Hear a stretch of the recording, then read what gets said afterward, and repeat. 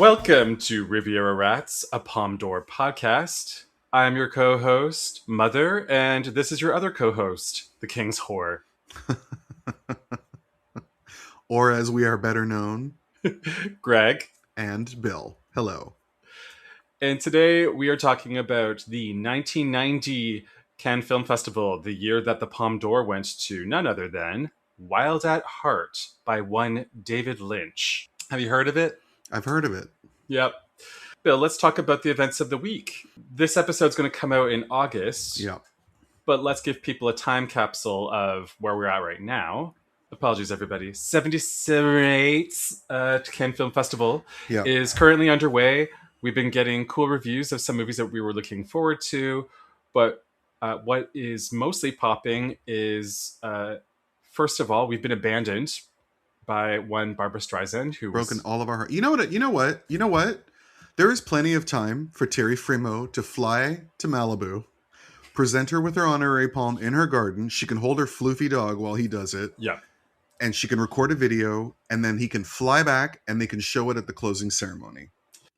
Let's work the problem, people. That would be tasteful, because of course you can't fly. If you have, like, the body doesn't heal in air, I get it. But like, let's think outside the box. You've already paid so much. There's a lot of money on the red carpet to just let this happen. But this is not the only momentous thing that's happened. We've also seen a comeback in the trend of berets. Yeah. Well, in terms of one particular star who has brought an entire suitcase that's just berets because it's a different color every time he shows up.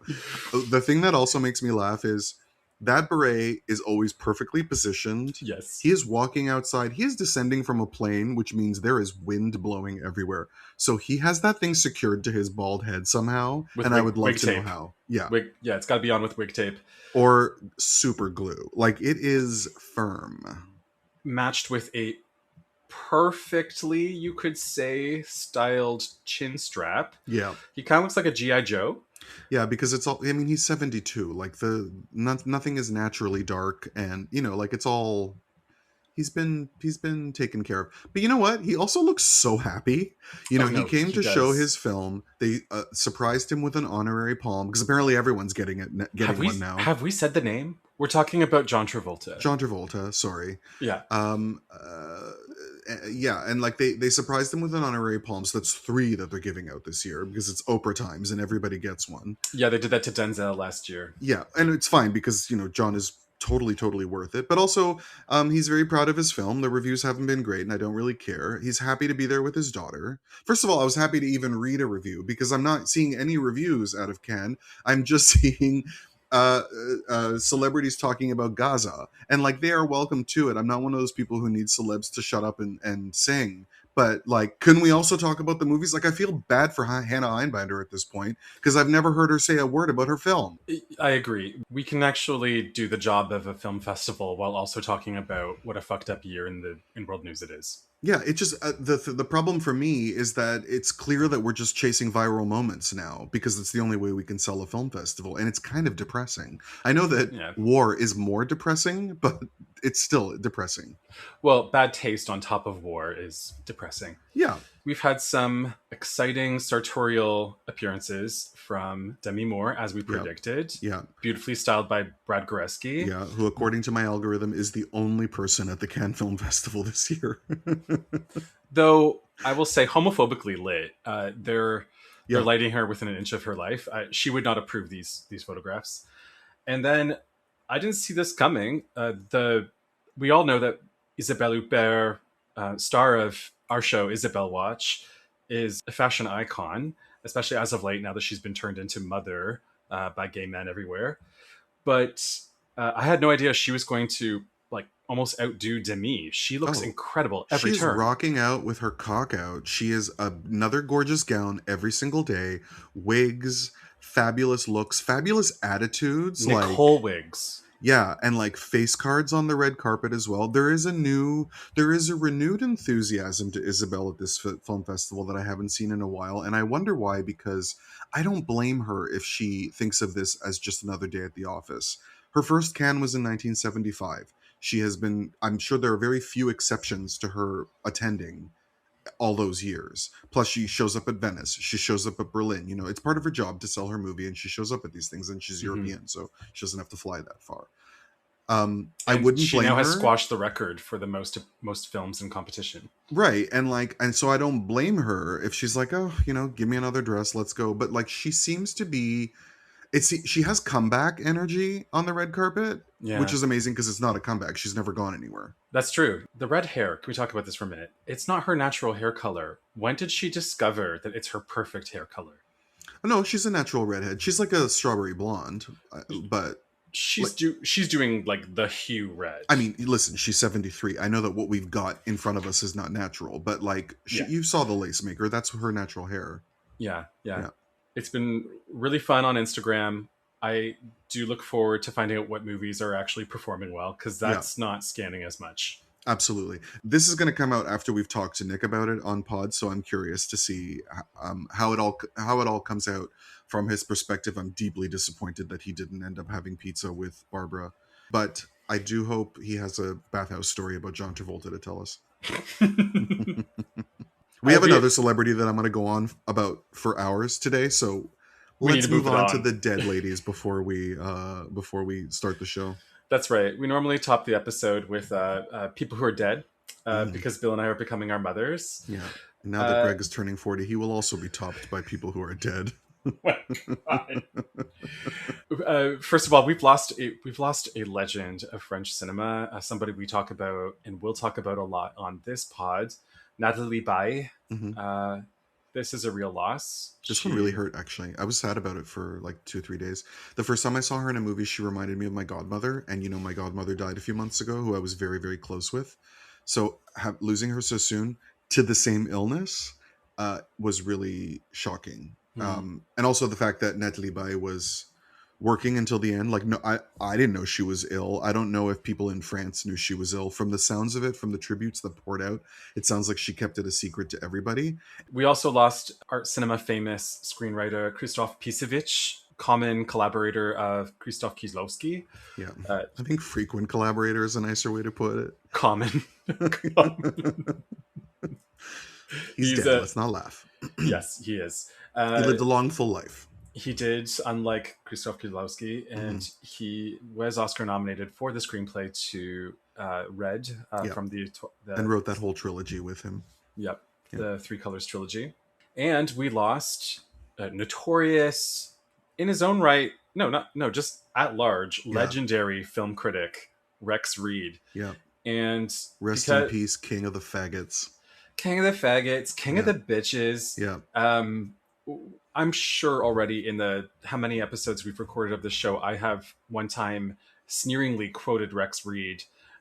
He's a critic you need in the ecosystem. You need somebody to be your counterpoint. He was really sentimental about period dramas like The Theory of Everything, while going after art movies like Mulholland Drive. He hated anything that even had a whiff of pretension or art house ambitions. He loved prestige. And he also was really callous about talking about superficial things while talking about movies, like Melissa McCarthy's Wait. Yep. And saying that he hated Get Out and he didn't care if all the black men just stayed robots. And someone was like, they're not robots. We just don't have a lot of singularly snarky critics anymore. Yeah. And people who are committed to their opinion. We also don't enjoy and are no longer entertained by people we perceive as not very nice. We actually punish them. Like Patti LuPone was driven out of town square for not being nice. And of course, we're worse to women about this than we are to men. But he died, and I haven't seen the tributes pouring out for him the way I usually do in that community, the way I usually do for film critics. So clearly he had really not held on to too many friends by the end, at least publicly. Mm-hmm. He also was a brief actor. He was in Myra Breckenridge with Mae West and Raquel Welch, which is a movie you can listen to us talk about on BGM. Also an Oscar conspiracy theorist. He's the reason why the thing got started about Marissa Tomei not really winning for My Cousin Vinny, which he doubled down on when they pointed out to him that it couldn't possibly have been a mistake. And he was quite mean about it. I mean, he went out of his way to like really ruin her life that year. So And my favorite story, arrested for shoplifting with Peggy Lee CDs in his pocket, which he says he just forgot to take out of his pocket because he was buying a lot of CDs that day. Where's the free Rex Reed t-shirt? Before we move on to the itinerary of the episode, we need to send out another thank you to Thomas. We forgot to thank him in our last episode. I believe he gave us 3 of our titles. Solemn Communion, I think a Group Portrait with a Lady, and another one. I've lost track at this point. Thomas gives us so much. He also is supplying like a dozen of our 1953 episodes for our next recording. Thomas, you're incredible. Thank you so much. Yep. We'll be bothering you again soon. Yeah. And we'll be thanking you in every episode. So just settle in. Yeah. Bill, take us back to 1990.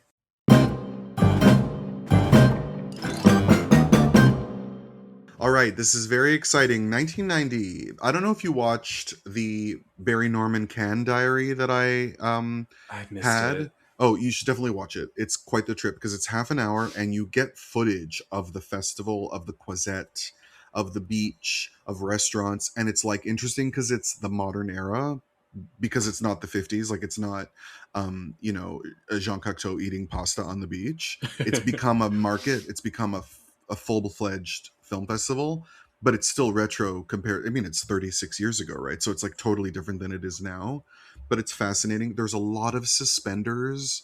It's the era of men, like Wall Street men in their dress shirts and suspenders. I can picture it. There's an interview with Alan Parker on the beach talking about Come See the Paradise, where they clearly haven't put an umbrella anywhere near this poor man who's got the sun blazing in his eyes while he's trying to promote his film. Oh God, don't do that to an Englishman. Yeah, Barry Norman, not surprisingly, focuses mostly on the covering a few English language movies in the competition because that's what he's selling in this program. He talks about White Hunter, Black Heart, and he says it's what he thinks is Clint Eastwood's best performance. I have something to say about that later on. Yeah. And he interviews Clint, who mentions that in his research to play John Huston, he talked to his daughter. He doesn't name her. He just says, I talked to his daughter about him, but they don't mention that she's also on the jury this year, which is a hilarious coincidence. And he's also talking about Hollywood movies that were hesitating to be in the competition and why. This is a back and forth that's been happening with Cannes since it began in the 1950s of its relationship with Hollywood. Arnold Schwarzenegger is there to promote Total Recall. There's a lot of footage of him playing with kids and stuff like that. Not quite the same as in the 70s when he's in his Speedo on the beach, but having a great time. Surrounded by boobs. Yeah, I have no evidence of Total Recall actually screening there in any form, which could just be because I didn't find any evidence of it, or it could just be sometimes they do promote a big Hollywood movie without showing the movie. They'll show a teaser or whatever, and they'll bring the stars there. This is Sharon Stone's very first time going to the Cannes Film Festival as part of the promotion for Total Recall. She arrived at Cannes and her suitcase was nowhere to be found, and all she had was the outfit on her back. And none of the men's wives who were involved in their team offered to help her in any way because she got along with their husbands. No funny business. Sharon's always been, despite how she looks, she's always been a guy's gal. Yep. You know, she's always been a chum. This is a working class girl from a tiny town in Pennsylvania. She knows how to get along with people. This is a woman who didn't have a stunt double on The Quick of the Dead, which then got all the guys on set to follow suit. Correct. So these bitch-ass bitches who were there didn't offer to hand her a scarf. You know what I mean? She had this black pantsuit on and that's it. So thankfully, one of the producers just picked her up one day and said, we're going shopping, and took care of her because her clothing never arrived. That's what you do. Yeah. Barry Norman uses Grace Jones singing La Vie en Rose on this program, which I also find interesting. It will be celebrated even more when Robert Altman uses it in Pret-a-Porter a few years later. And even better when you use it on the treadmill. Yeah. La Vie en Rose, La Vie en Rose. I love that song so much. I love Grace Jones, whose birthday is tomorrow. There's lots of talk in this program about green films. This is a preoccupation in this particular era, meaning movies that promote environmentalism, as it was called back then. Like ideologically or through the means of production? Ideologically. Yeah. Yeah, people are still throwing plastic cups away in the jungle as they're making Gorillas in the Mist. Yeah, absolutely. And it's also funny because he's talking about how the market has exploded at Cannes. And he says there's 5 trade magazines in English alone at this festival, which is hilarious because now there's like 8 billion bloggers who are nobody who get press accreditation at that festival and every festival. Well, the previous year saw Do the Right Thing and Sex, Lies, and Videotape. There must have been a renewed zeal. Absolutely. David Lynch is at the end of the program. I don't think that they knew at the time that they made this program that he would win, but he is the big interview in this program, and it's his first time in competition. And he says in the interview that he has been trying to come to this festival since his first film. It's always been his dream to come to Cannes. So, you know, for reasons separate from what we're going to talk about the movie, I'm glad this happened. I love this for you. It's worth mentioning. Twin Peaks, it comes out. It premieres on April 8th. Right. So that's probably also why he's featured so heavily, is because he's like at the top of his game at this point. Yeah. The interviewer points out, Barry Norman points out that his shoe is untied, and he says, "No, I always leave my shoe untied for luck," which would make my dad very upset. I feel like I'm going to start doing that when people tell me my fly's undone. Yeah, no. Your fly's always undone. Yeah. And also, most nights when I enter my first scene in a play, my fly is also undone. I don't know why I always forget to check it. The program ends, and this is our transition. The program ends with a party on a Russian trawler, because Glasnost means Eastern Europeans aren't isolated at the festival. They usually used to come and stay in their own place, show their films, not mix with everybody else. But what has happened recently, Greg? We have experienced the fall of nations. Yeah. Communism is dissolving, is being denounced across Eastern Europe and other parts of the world. Democratic elections are happening for the first time in countries all over the world. In a first in decades, every Latin American country except for Cuba has a free election. We see the singing revolution in the Baltic countries. We see the Velvet Revolution in Czechoslovakia. Mm-hmm. We see the Romanian Revolution that results in the execution of Nicolae Ceausescu and his wife on Christmas Day, just 5 months before. Namibia becomes independent just the year before Dalai Lama wins the Nobel Peace Prize. Nelson Mandela is freed. There's a feeling of liberty and democracy and end of tyranny in the air. And then throughout the 90s, with the explosion of economic globalization throughout the world, we see how that pans out. And actually, in this year, in this year, the very first McDonald's opens in Russia and China. Because the most important event is that in the November before this Cannes Film Festival, the Berlin Wall comes down and effectively ends the Cold War. The Soviet Union lasts until 1991, but only in name. I mean, it is over at this point. Basically. And this attitude is very much all over this festival, including the fact that we have 2 films in competition that were suppressed and played years after they were made, and 1 film that is ironically about celebrating the birth of communism. But is it? We will talk about that. And we've also got a couple of we've got a movie that could be also seen in relation to the event of Tiananmen Square. So there's a lot going on discursively around this festival. And it's in the air. Now, you were 4 years old when this festival is happening. I was 13. And I remember when the Berlin Wall came down, and I remember the attitude. I remember 1990. And the feeling of things are so different from what they've been for so long. I didn't understand it because I was too young, and I was raised in a Christian school where we did not concern ourselves with the outside world because they're all fucking idiots. So I didn't understand the importance of it, but I could feel it. You know, I could understand that things were seriously happening.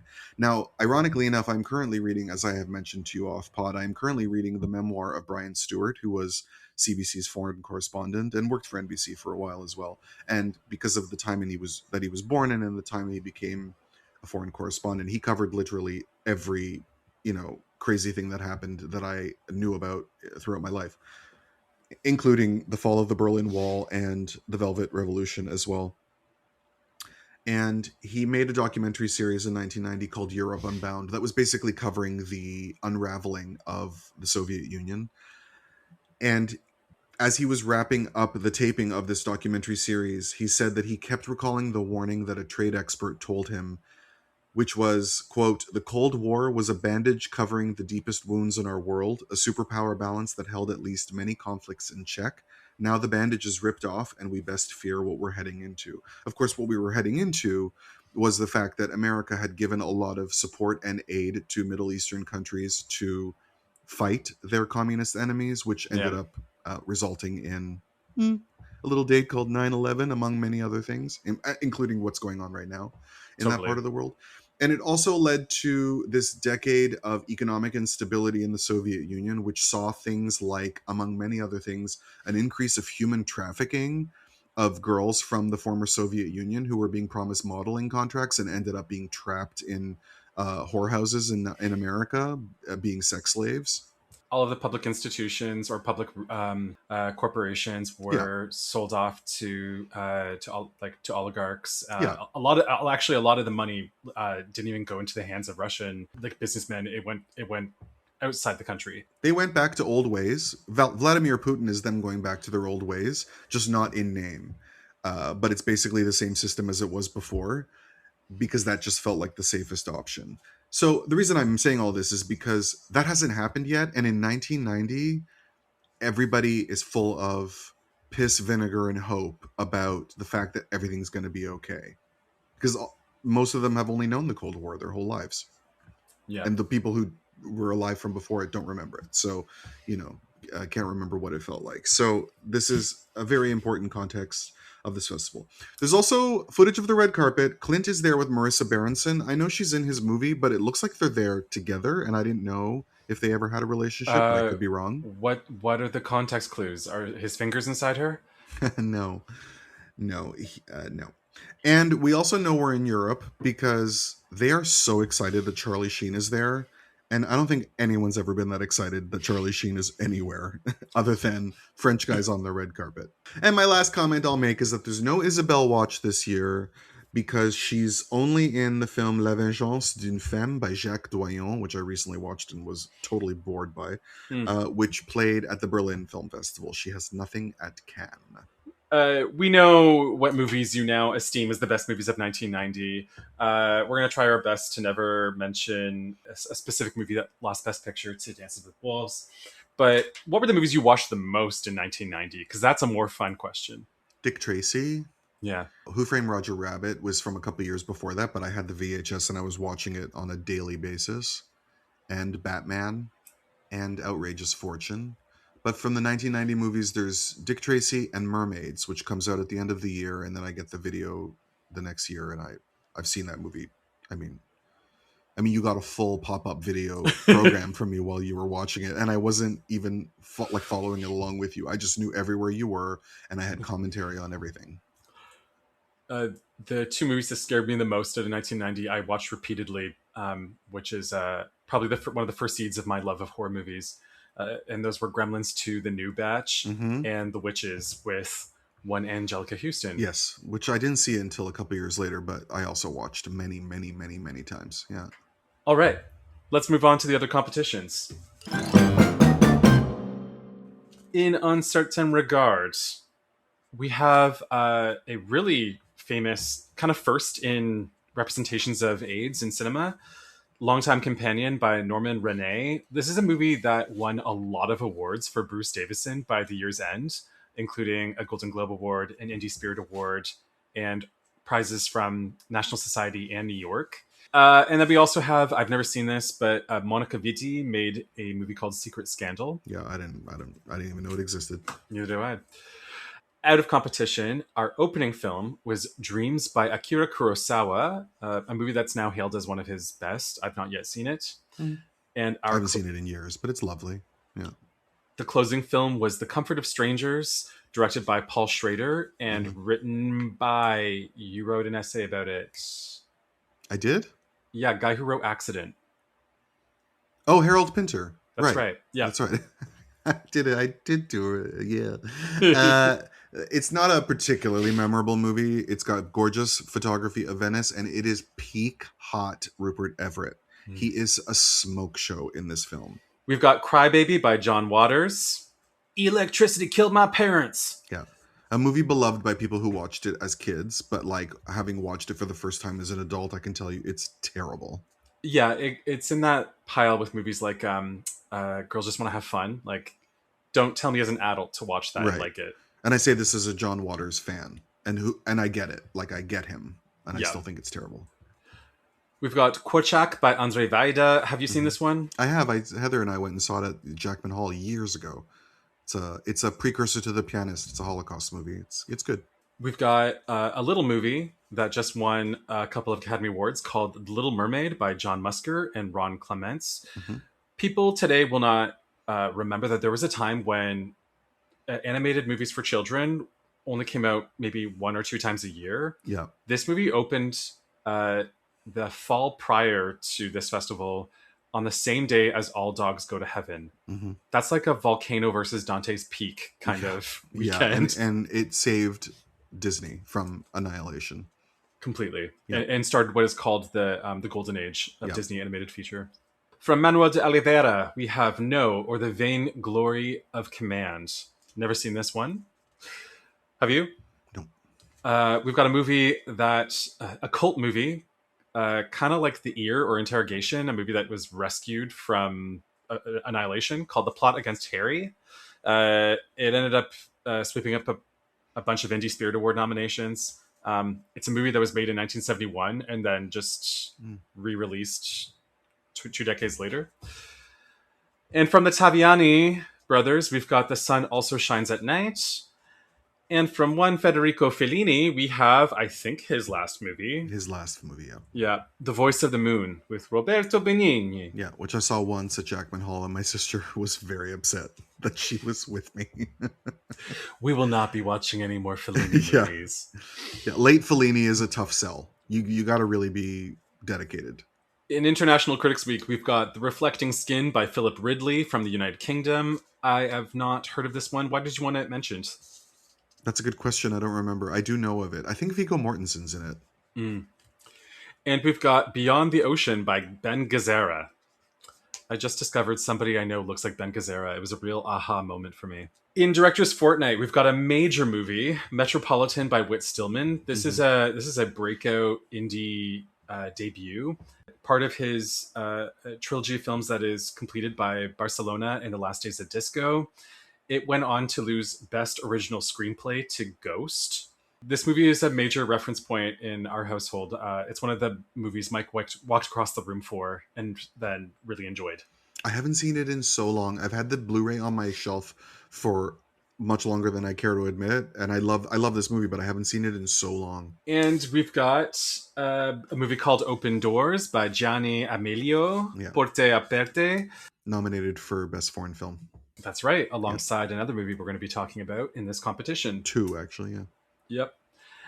And we've got a huge comeback, To Sleep with Anger by Charles Burnett of Killer of Sheep fame. Yep. Charles Burnett is hailed as the godfather of New Black cinema. And this movie I finally watched for this pod. It's incredible. Oh, good. I've never seen it. It swept the Spirit Awards that year. Yeah, the only thing I would say against it is that Spirit Award for Shirley Ralph is undeserved. She's the worst part of the movie. Okay. Her line reading is just really stilted, but everything else is art. At this festival, in the short film Palme d'Or competition, we had a movie called The Lunch Date. It won the Palme d'Or and then later went on to win the best live-action short film at the Oscars. So that was notable. Speaking of the Oscars, Best Picture went to Dances with Wolves. And the best foreign language film went to Journey of Hope from Switzerland. I think we just talked about this one. This is the one that has Simone Signoret in it. No, that was Madame Rosa. This is a movie about it's kind of like y'all. It's about a Turkish family trying to make their way to Europe. And it's a significant win because it's a major upset given that everyone had their money on Cyrano de Bergerac. Yeah. The Golden Bear this year went to Larks on a String by Jiri Menzel. This is Jiri Menzel of Closely Watched Trains fame. Yeah. And just like another movie we're going to be talking about in our competition, it was made a long time ago, but only finally got re-released. Yeah, it was made in 1969. Was it repressed 67. for political reasons? Yep. All right. And this movie was tied with Music Box by Costa Gavras. which is about it has Jessica Lange, and it's about someone famous. Who is it? Armin Mueller-Stahl. No, it's not about someone famous, but she's a lawyer, and her father's like a Hungarian or Czech immigrant, and then she finds out that he has like a secret Nazi past, I think. I don't know. It's been a long time since I've seen it. And the Golden Lion went to Rosencrantz and Guildenstern Are Dead by Tom Stoppard. I read the play, never seen the movie. The movies, I remember the movie being just okay. The play is so great. Heather's sister was in a female version of it that was amazing, that we went to twice. Bill, the floor is yours. Take 20 minutes to talk about the jury. 20? Why are you limiting me? All right, the jury this year. The president of the jury, Bernardo Bertolucci, Italian filmmaker, 1941 to 2018. Protege of Pier Paolo Pasolini before making his debut with La Comare Secca, The Grim Reaper, in 1962. Most notable for Last Tango in Paris and The Last Emperor, for which he won a Best Director Oscar.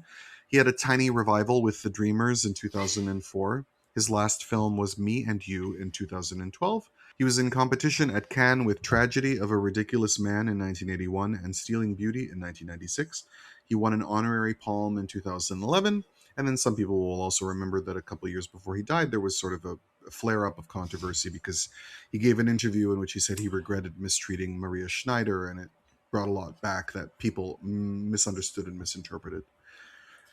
Although he had a lot to genuinely regret. Bill and I are on record on this pod of not being warm to Bertolucci's work. Yeah. But I'm always up for a rewatch of his stuff to see if I have had a change of heart. Yeah, I find it all very aesthetically impressive and very shallow. Otherwise, his movies never hit hard, except for 1900, which I love and which I think is great and has a really amazing scene where Depardieu, who was still fit in 1975, whenever it was made, and De Niro are completely naked in bed while a woman works both of their junk on camera, full frontal, and it made my day. Sold. Yeah. And like, let's stop and then go watch it. Like, it's so hot. Anyway. I was reading a retrospective of his work. Well, not retrospective. I was reading an Italian cinema textbook, and there's a chapter about his work, and it got me excited to see that one.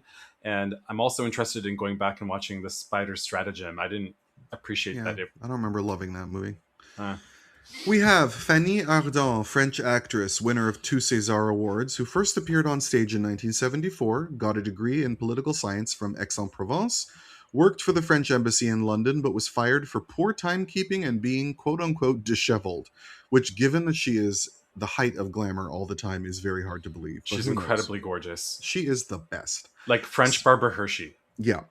Spotted by Truffaut in a TV drama when she was 31, he cast her in The Woman Next Door, after which her film career was born, and then she starred in his final film, Confidentially Yours, Vivement Dimanche, I think it's called in French, in 1983. She had a daughter, Josephine, with François Truffaut a year before he died. She signed the infamous petition for Roman Polanski and recently spoke in favor of Depardieu at his 2025 trial. Her directorial debut, Ashes and Blood, was up for the Camera d'Or. I've seen it. It's actually pretty good. She also starred in 8 Women and has a cameo in The Great Beauty, so we'll be talking about her very soon. And we've talked about her before. She was in Ridicule and Face. Yep. Bertrand Blier, French filmmaker, 1939 to 2025. He won an Oscar for Best Foreign Film for Get Out Your Handkerchiefs in 78. His film Going Places is Isabel's feature film debut, in which she gets gangbanged in the last 5 minutes of the movie when she's like 18 years old. and then you checked it off your bingo card because Basically, she enjoyed it. Yeah, we drank.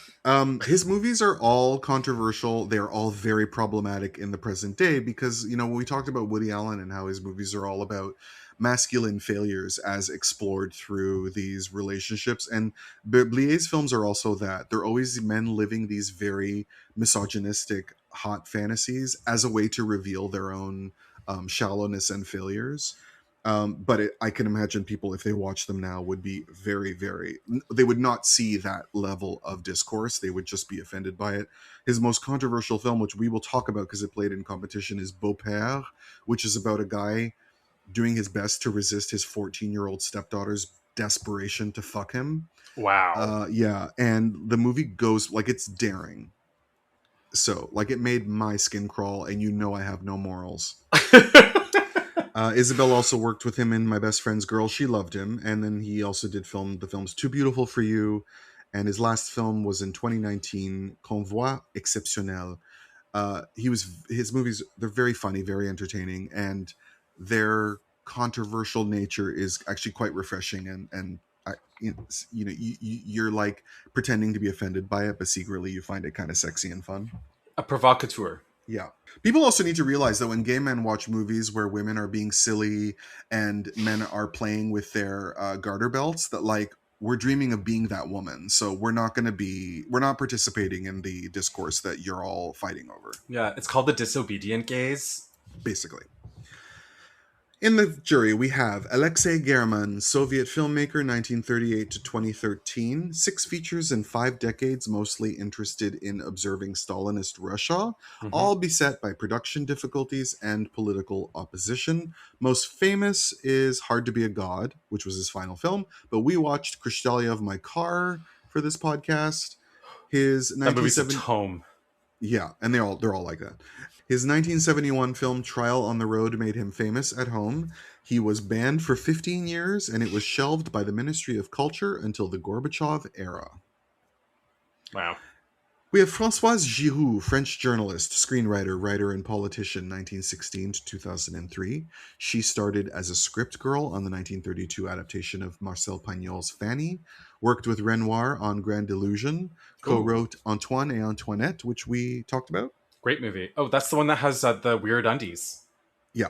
Yeah. The hot couple and the lottery ticket. Yeah. She was the editor of Elle magazine from 1946 to 1953. She founded L'Express, which she edited until 1971, and was its director until 1974 when she entered politics. She was Secretary of State for Women's Rights from 1974 to 1976, then Minister of Culture until 77, member of the centrist Radical Party, received the Légion d'honneur, literary critic for Journal du Dimanche, weekly column for Le Nouvel Observateur from 1983 until her death in 2003. A very, very underwhelming life. Not illustrious at all. Yeah. Christopher Hampton, British author and filmmaker, born 1946, still with us. The first one I've mentioned that's still with us. Best known for his play Les Liaisons Dangereuses, which you recently saw me in. That's right. And he won an Oscar for the film adaptation, which was translated as Dangerous Liaisons. He wrote the films Atonement and The Father, and he wrote the book and lyrics for the Sunset Boulevard musical and won Tony Awards for it. Wait, does that mean he won the Oscar for The Father as well? No, because that didn't win Best Screenplay. Did it? I think it did. Oh, yes, it did. We always scrub out that The Father won 2 Oscars. I remember, I think he wrote it with the playwright because, correct, so he has 2 Oscars. You're right. He co-won with Florian Zeller, but only Florian Zeller accepted Live via Satellite, I believe. I don't remember.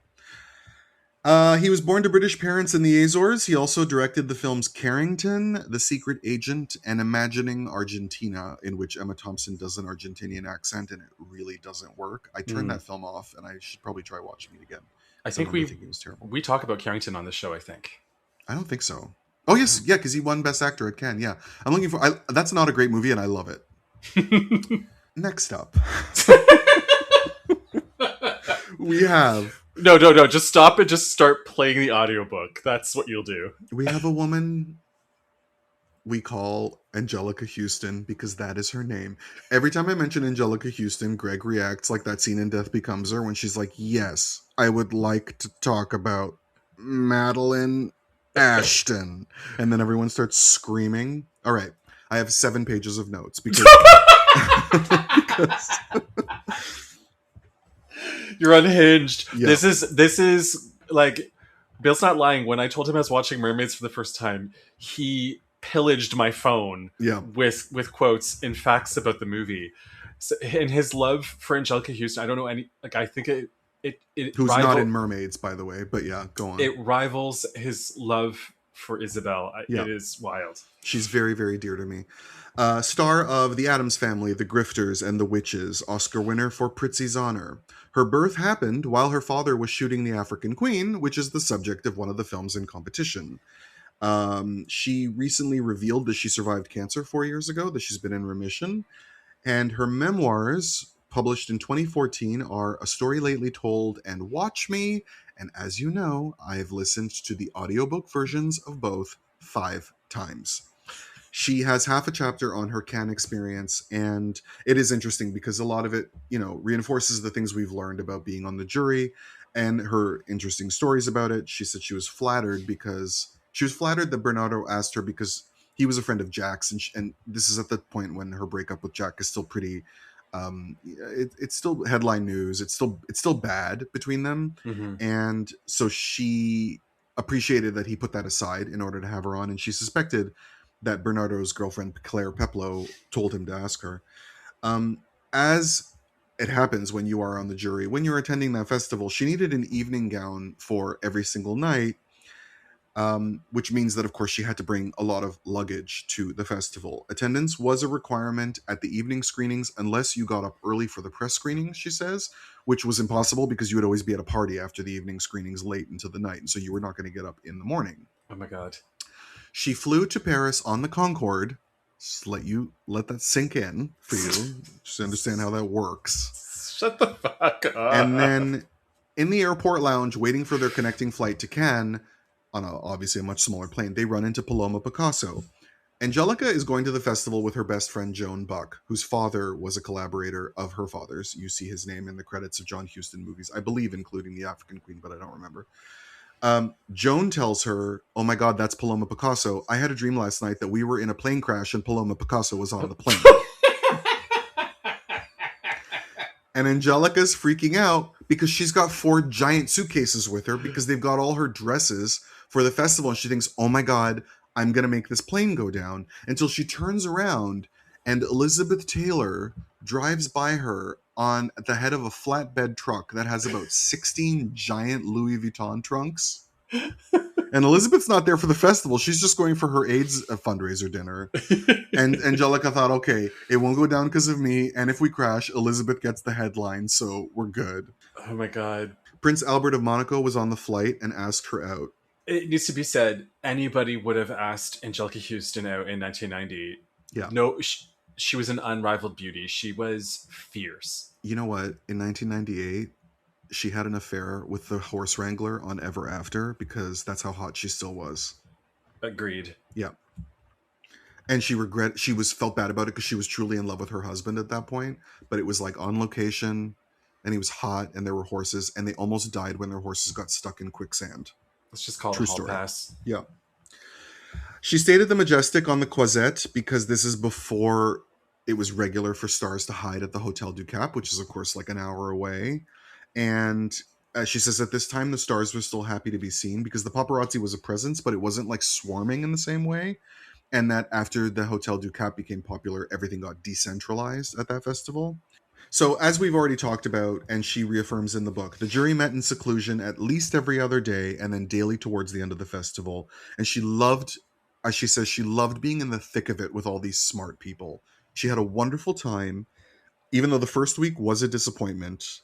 And we're going to get into it when we talk about these movies. Yeah. But in the second week, she says the films improved radically. I'd like to know more about this because the films rarely improved for me.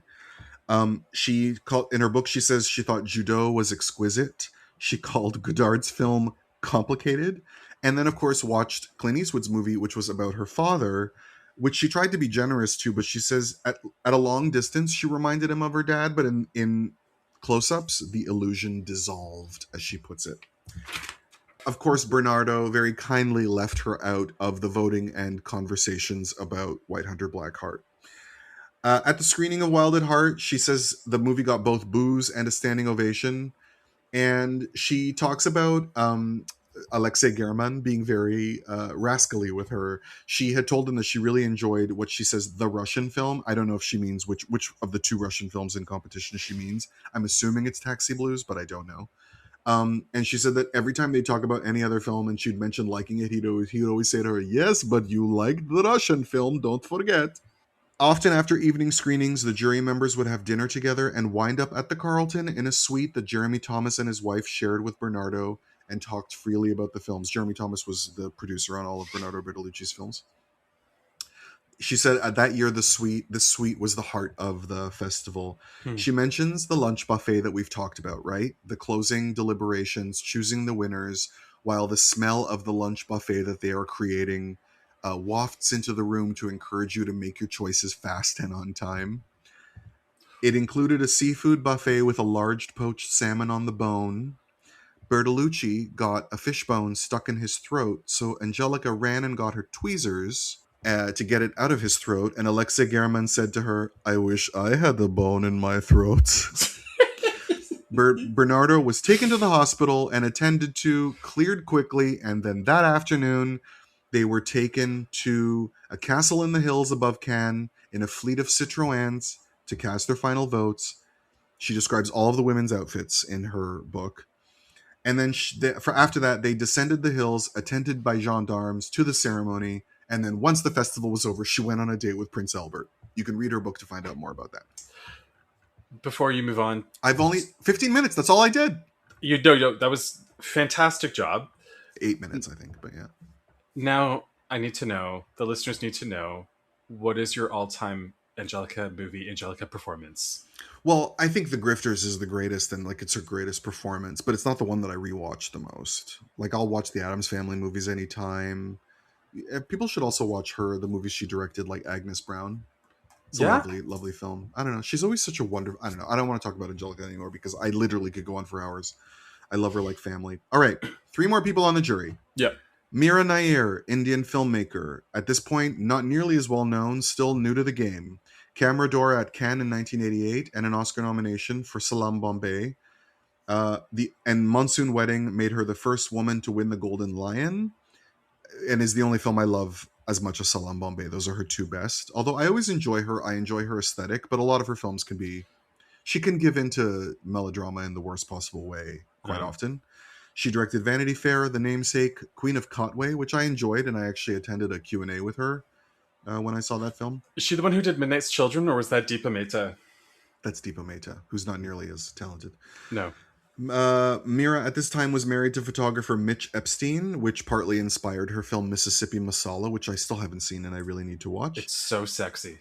Later, she was married to Ugandan anthropologist and political scientist Mahmoud Mamdani, with whom she had future New York City Mayor Zoran Mamdani. Wait. You didn't know this? That's Meera Nair's son? You didn't know this?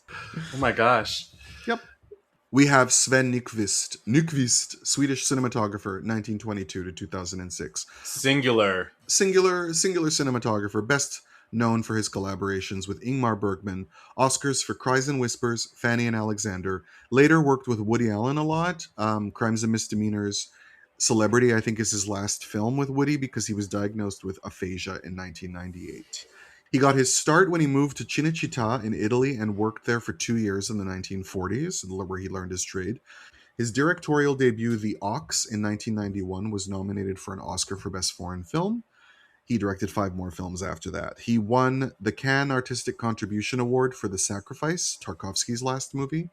And his son, Carl Gustav Nykvist, directed a 1999 documentary about him, Light Keeps Me Company.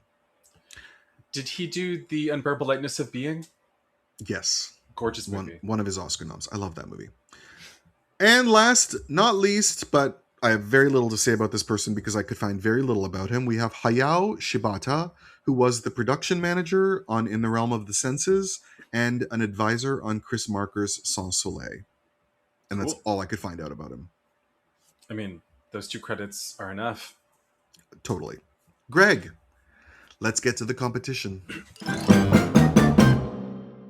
All right. Moving on to our competition, official competition. First, we start with our other prize winners. Winning the grand jury prize, we had a tie. The first film to win was The Sting of Death by Kohei Ogiri from Japan. This movie won the Fipresci Prize and the International Critics Week Prize. Did not get the Oscar nomination for foreign language film at the end of the year. It was Japan's selection, however. He has before been nominated for Best Foreign Language Film for a movie called Muddy River from 1981. It's amazing. Well, yeah, now I want to go back and watch this guy's work because this movie is one of the few good ones. It's kind of anticlimactic that we have to start with it because this is a movie we should be building up to. I know. Yeah. This movie is about careful who you marry. It's about a guy, a husband and wife who go leaps and bounds to save their marriage after she catches him having an affair. And he keeps trying to atone through a bunch of actions and words, and they just keep getting twisted against him because he's missing the larger point, which is that she's fucking batty. Yeah. And that she's angry and hurt.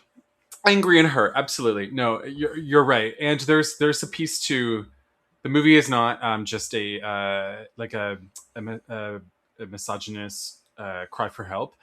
There's a strong case for misandry in that he is a guy who's been taken care of by his wife and rebuilt by her after he came home a shell-shocked kamikaze bomber. Right. And then all the thanks she gets is he has been not just giving all of his affections to another woman, but also a lot of their money. This whole movie is almost completely made on a soundstage. We have this really plastic looking sky that brings a theatrical quality to everything. Everything's really tactile in a plasticine way. It has this kind of iterative, episodic nature where we think that a fight is resolving. It's just starting another fight. It's like a War of the Roses kind of plot. The funniest moment is when he tries to run out on her and she yells at him, "No, you don't get to run out. I get to run out." And she literally tries to shove him so that she can leave him with the kids. What do you think about this movie? I love this movie. So, yeah, as you say, there is a forced artistry to the way it looks because it's not just set in its era, because it's set in the post-war period. It's set in the early 50s. And then, of course, if you have more of a knowledge of Japan's history, which I don't, you'll see that there's a lot of writing about how it kind of their relationships kind of represents the country itself trying to rebuild itself after the war and dealing with an occupation that it went through for many years after the war as well. And I love the matted photography, these muted colors. It's a sexy Ozu movie. Totally. It's not just set in its time, but it's made like a movie from its time. But at the same time, that doesn't obscure the heat of the relationship at the center, which my favorite irony about it is that it actually increases their connection and their intimacy the more they act out on each other. And I find that aspect of the movie like darkly humorous and kind of kinky. His movies are curious without being like weird. One of the cool scenes of the movie, we see a moment of them finally getting even in her terms, which is she just needs to see him mourn her and cry for what he thinks is her passing. Yeah. I wish this movie was better known. I'm glad it's on Tubi, but Tubi's hard because you keep getting interrupted by commercials and it ruins the art house experience. I wish this movie got a Criterion treatment because it is a work of art and also was a relief to watch because regardless of how I feel about these movies, there is a lack of artistry to a lot of the films in the competition this year. A lot of them are super basic, and this movie is really going for something. It's really going for something, and it's a nice reminder that when it comes to getting weird, it's not just the French. Yeah. But it did not win the grand prize alone. It was twinned with, from Burkina Faso, Tilai by Idrissa Ouedraogo. This is a co-production with Switzerland, France, Germany, and the UK. It's one of 2 movies ever in the competition in the Pular language. The other being Banal and Adama, which we talked about in the 2023 episode. Ouedraogo he'd be back in competition in 1997 with Keeney and Adams. The reason why he's in this festival is because he had a breakout hit out of competition the year before with a movie called Yaba, which grabbed the Fipresci and the Ecumenical Jury Prizes. This movie is sort of a folklore kind of story. It's about a guy whose father marries a woman he's in love with, making him then her stepson. So it's dishonorable for him to pine for her, to love her, and they proceed to have a relationship out of like a dishonorable love. He is cast out of the village, and I could go through every single plot point, but basically the way it unfolds is in trying to hide their love while continuing it, having an affair in secrecy from their community, they dig a hole that's deeper and deeper and bring greater shame upon the community. It has a cool like literary quality to it, which is complemented by this like verite / third cinema kind of style of photography where everything is shot in the wide and with very few cuts. You get a lot of like vista-like shots of people moving against landscapes. It just kind of flatlines in the last 15 minutes. What did you think about it? I thought it was kind of flat throughout the whole thing, actually. We've watched so many of these movies like where it's like African village and my dad is sleeping with my girlfriend. Like that's a rom-com plot in this part of the world, apparently. Like a thwarted marriage of some kind. I feel like this is a movie I've seen many times. Yeah, you might be right. It has an interesting question at its center, which is basically like, do the rules that we live by matter so much if they lead to so much misery? Because of course, the tragedy reaches Shakespearean proportions by the end of the movie. Everyone's dead, and it's all in the name of holding to tradition and law, which is interesting. But like, I don't know. It's not, I found this movie kind of basic, and I don't understand why it shared second place with The Sting of Death. It is not bad, but like, it didn't inspire me in any way. I liked Banal and Adama more. I like Mulade more in terms of these movies set in a similar world. And most uninspiring about it is we don't really get to know the two protagonists all that well, aside from the fact that they are genuinely in love with each other. They're not... Everyone's a symbol of a character. Nobody's like a really detailed individual. Yeah, I see that. So I don't really get what the big deal is about this movie. That was Tilai. Moving on. Winning the jury prize, Hidden Agenda by Ken Loach from the United Kingdom. Bill, have you heard of Ken Loach? Rings a bell. Yeah. We talk about Loach a lot on this show. He has been in competition the most times.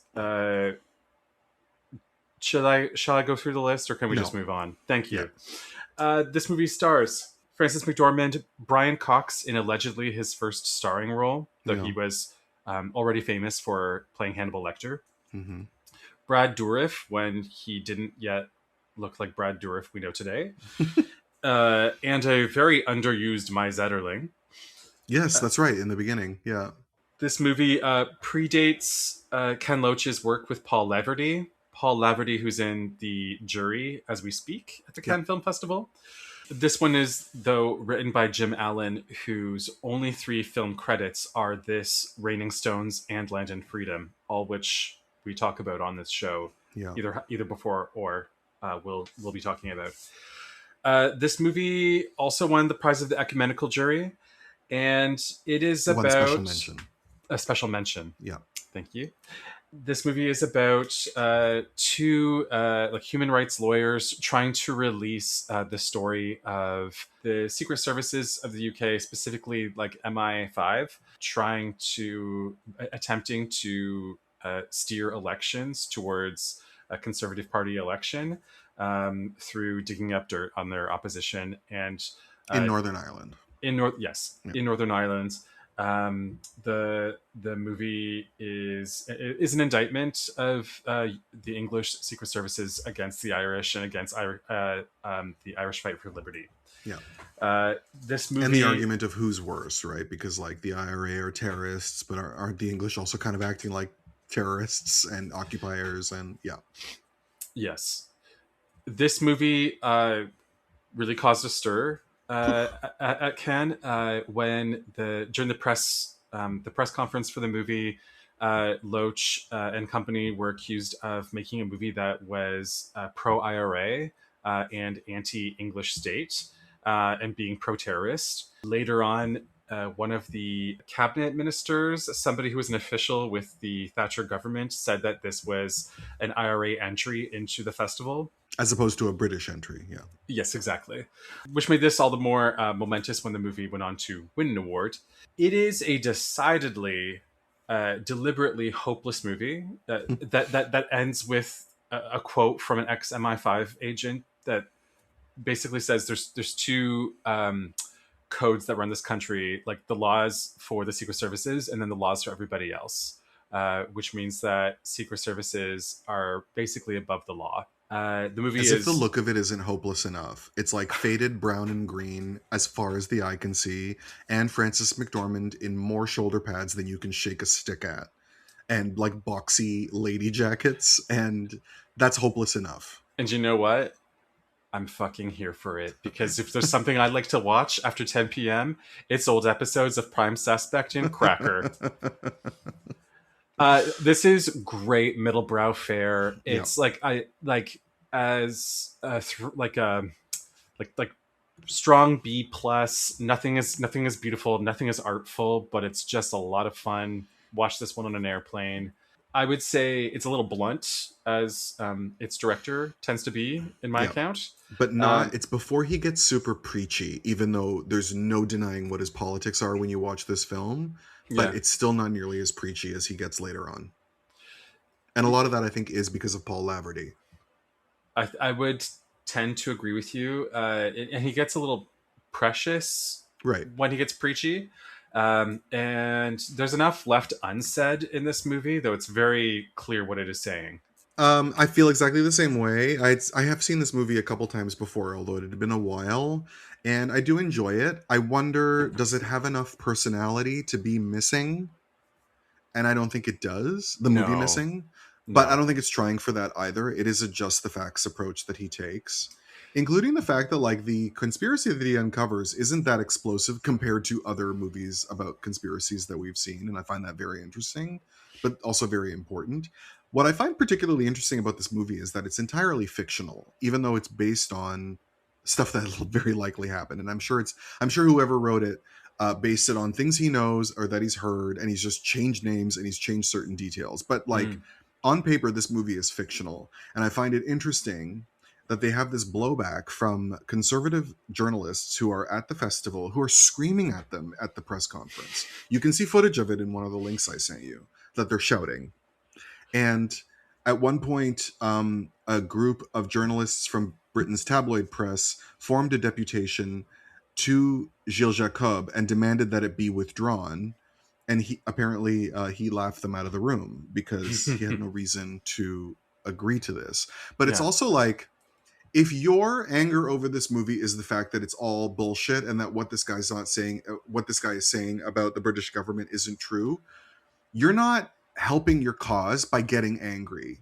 Because then you're showing that something about it is true. Because it's hitting a nerve. Yeah. Like the best way to make people who are saying things that you don't think are true go away is to not dignify them with a response. If you don't like what people are saying, change the conversation. Absolutely. So I find it very interesting. And this happens all the time. You know, now that we live in the online world, of course, like this happens every millisecond of every day. And we also see this particularly happening with conservatives in America who react to every little thing by screaming about it. And it's just like, yeah, but you're just making it more legitimate by getting angry. Why aren't you just Kristen Scott Thomas style icing people out by pretending they're not there? She's a very nice lady, by the way. I'm speaking about a brand, not a person. So yeah, I appreciate this movie. I did not know it's produced by Hemdale Pictures, which I did not know was formed by David Hemmings from Blow Up and John Daly. They produced Tommy, The Terminator, Platoon, The Last Emperor. Their last film was in 1997 because they were, as always happens with film distribution companies, mired in lawsuits about distribution royalties. And then they sold their library to MGM. But they were around for quite a while. Huh. Well, and it didn't start there. It started with Columbia Pictures, but then there was a changing of hands, and then they had to shop around and get picked up because of the subject matter and the fact that they probably wanted him to cast a way more commercial cast than he wanted for the film. Like Frances McDormand was an Oscar nominee, but she was a nobody at this point. Well, the movie's probably filming before she's nominated for Mississippi Burning. Maybe. Yeah. And a very young Michelle Fairley is in this movie, who's an actress I love from Game of Thrones and The Invisible Woman and Philomena. My last question about this movie to you, do you think it deserves a prize? No. Yeah, I agree. Winning Best Actor, Gerard Depardieu for Cyrano de Bergerac by Jean-Paul Rappeneau. This is a French film in co-production with Hungary.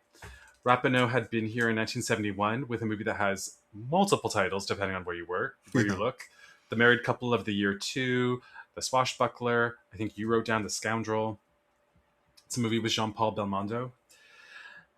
This movie won the Technical Grand Prize for cinematography as well. And it was around the time that it was made one of the most expensive French films ever made, which makes it a relief, I'm sure, for all the people who poured money into it, that it nearly tripled its production costs by year's end in tickets receipts. This movie was explosive. It's until Crouching Tiger, Hidden Dragon, it was one of the most popular foreign films in the Western market. Oh, and you don't remember this, but like it was huge. I remember when this movie came out. It was huge for a non-English movie. It was huge. Here are some fun facts about it. The film required 2,000 actors and extras, 2,000 costumes, half of which were specially designed for the film. 1,000 weapons were required, as well as 40 studio sets in outdoor locations.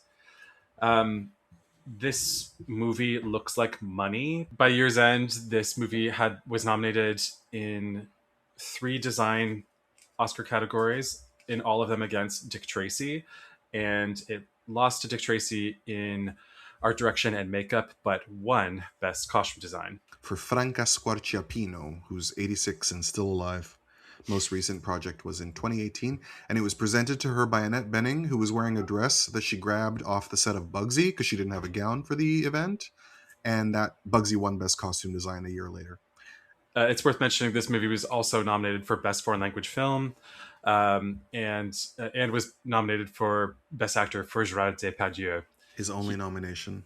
He lost to Jeremy Irons. No one would have won against Jeremy Irons that year. And also Depardieu didn't go because the production company didn't want to pay for him. Huh, that sucks. Yeah. But this is the same year as Green Card.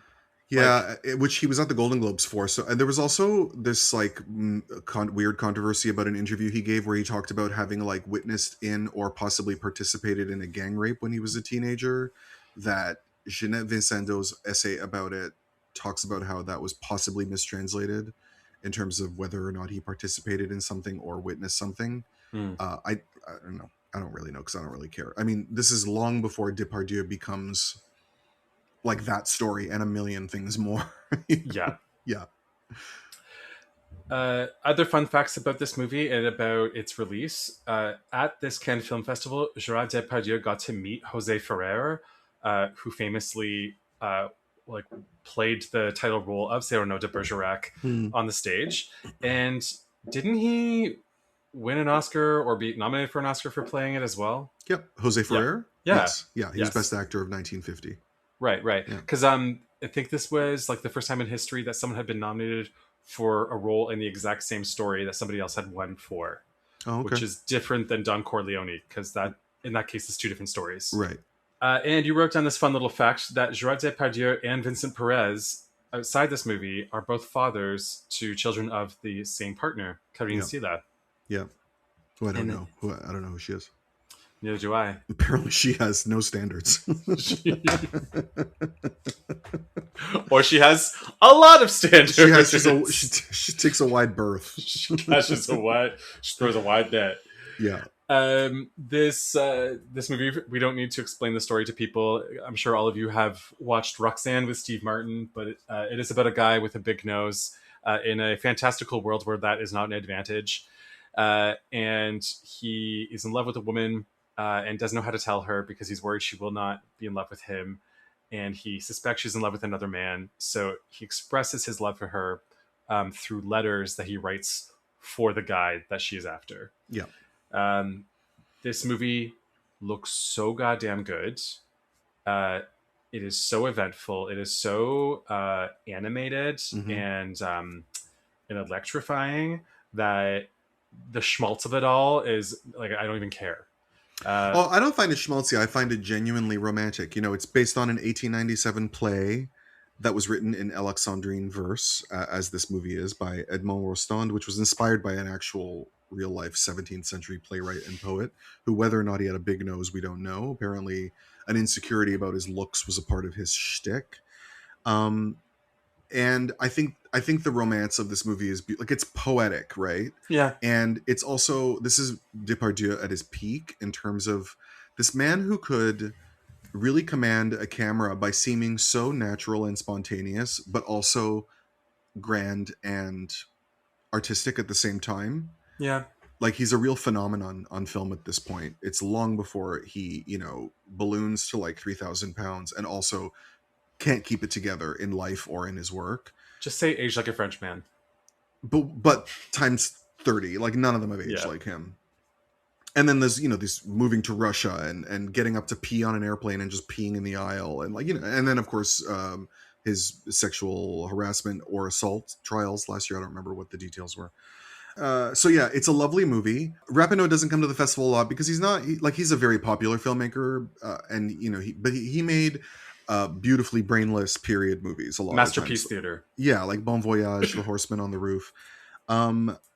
And this is the closest he comes to like deep, dense art cinema. But I still don't know that this movie is like it's so good, but it's not daring in any way. Like it's a very, very safe movie. There's a reason why it was so popular with audiences, and at the same time immediately became a movie that teachers showed in school.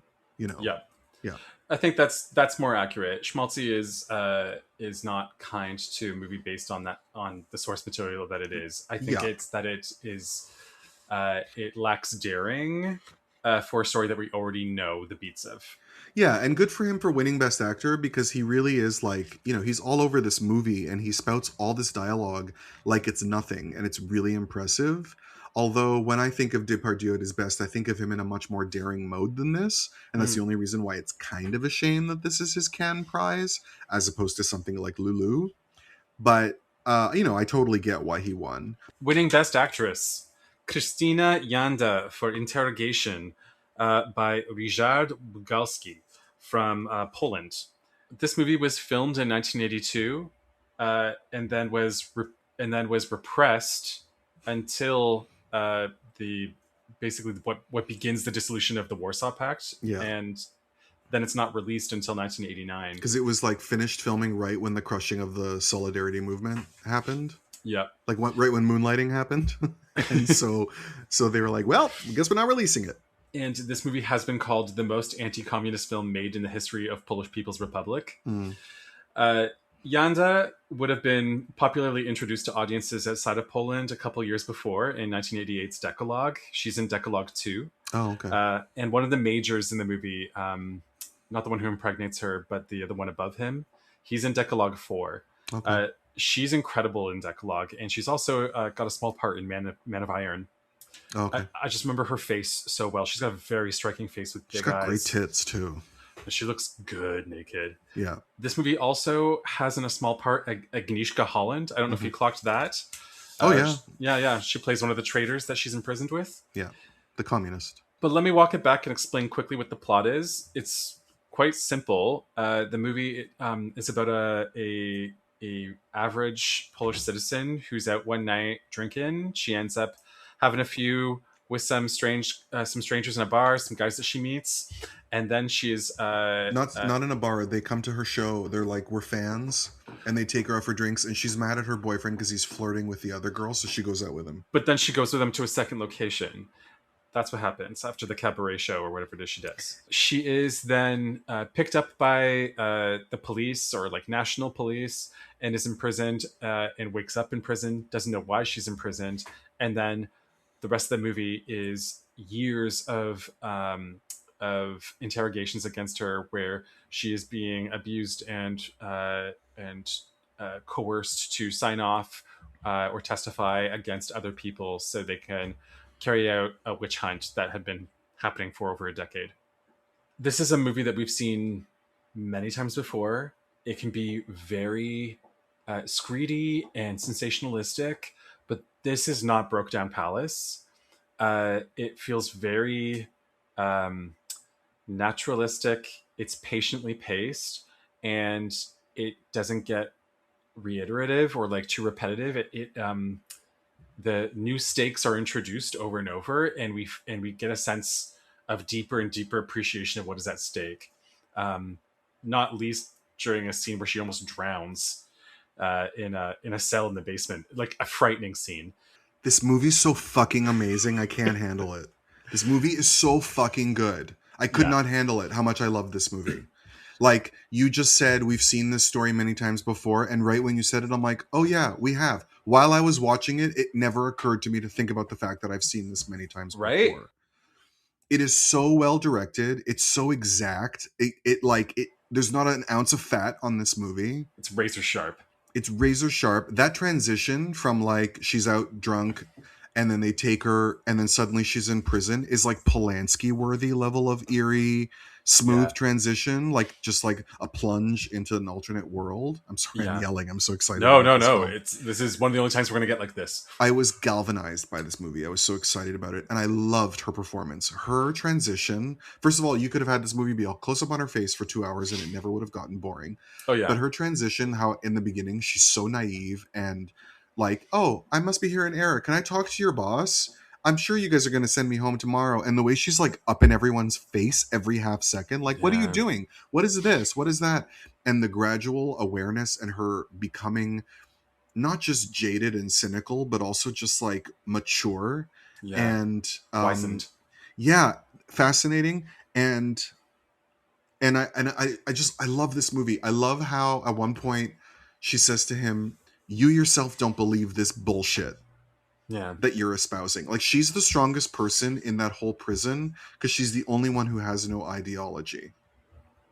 Because she doesn't go in with much of one, and she learns from being manipulated by these people who say that they're trying to make the world a better place, but are actually just abusing power.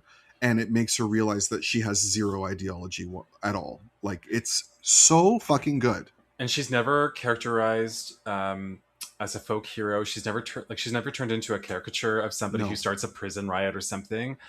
She's somebody who's just getting smarter to this system and how to make it work for her. And the way she performs getting smarter without any obvious tells is fascinating. I love this movie so much.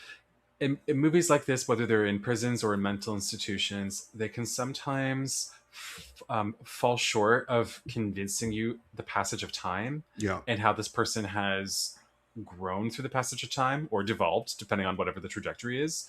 I really do believe that she's become this much of a harder, thick-skinned person by the end of the movie. Yeah. And when the movie begins, she's quite daffy. Yeah.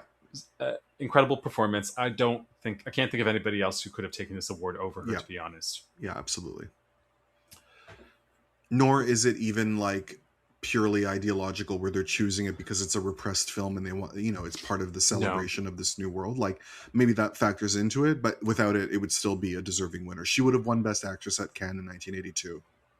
Agreed. Yeah. I do wonder if Tilai winning Best Grand Jury Prize has something to do with what's happening in global events. Yeah, and I think so. Yeah. Best Director went to Paavo Lungin from Soviet Union for Taxi Blues. Lungin would be here again with Luna Park in 1992 and Svadba in 2000. This won a special mention from Ecumenical Jury.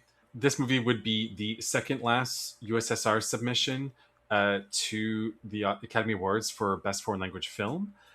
It also was not selected. And this movie is planes, trains, and automobiles, but with more liver damage. Like directed by Jean-Pierre Jeunet. The storyline is quite simple. A taxi driver picks up a saxophone player who doesn't have money to pay for his ride, and then bullies him until he pays him back, or until he hopes he will pay him back for what he owes him. The movie then becomes a unlikely story of a friendship forming between these two guys, as the taxi driver named Shlikov continues to stand up for the saxophone player who has a serious drinking problem. His name is Lyosha. And then the movie takes an ironic twist at the end where Lyosha suddenly breaks it big and becomes famous, in a manner of speaking, as a saxophone player. And Shlikov now feels as though he's been left behind because and feels jaded because one thing he could lord over Lyosha while he had his debts to him was that he had his shit together and he was solvent. Or at least more so than him. This movie is like with Neil and I-ish. Yeah. You can tell from like my hesitance that I don't really care for it. I'm wondering what was so charming about it when it came out. Oh, interesting. I don't know. I think this is a conflict of personalities. This is a kind of movie that exists. It's almost a subgenre of movie that exists that I never want to watch.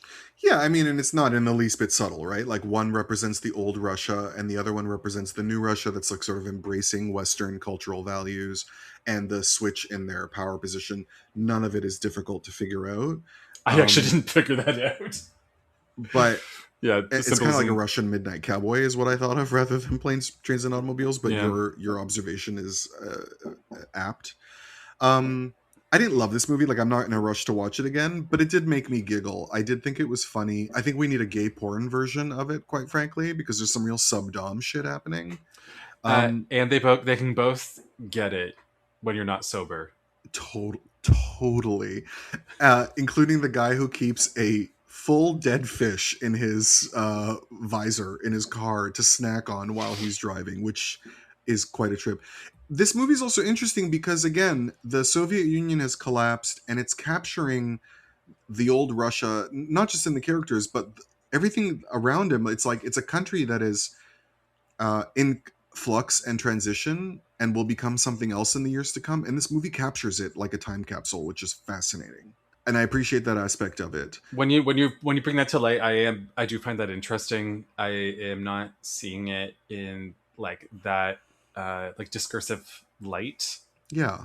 I guess I was seeing it more in the microscopic. Sure. And I mean, like, I didn't love sitting through it. I thought it was funny. And then it was over. And like, again, I would never, I'm as likely to rewatch it as you are, but I liked it more than you did. And I did rewatch it. I watched it 2 times because the first time I was annoyed. The second time I wanted to give it another chance. Okay. And that was all of our winners. Yeah. And that was Taxi Blues. Hi, Frasier. Hi, Frasier. One of the first movies, by the way, purchased by Showcase Television when it first began in the early 90s.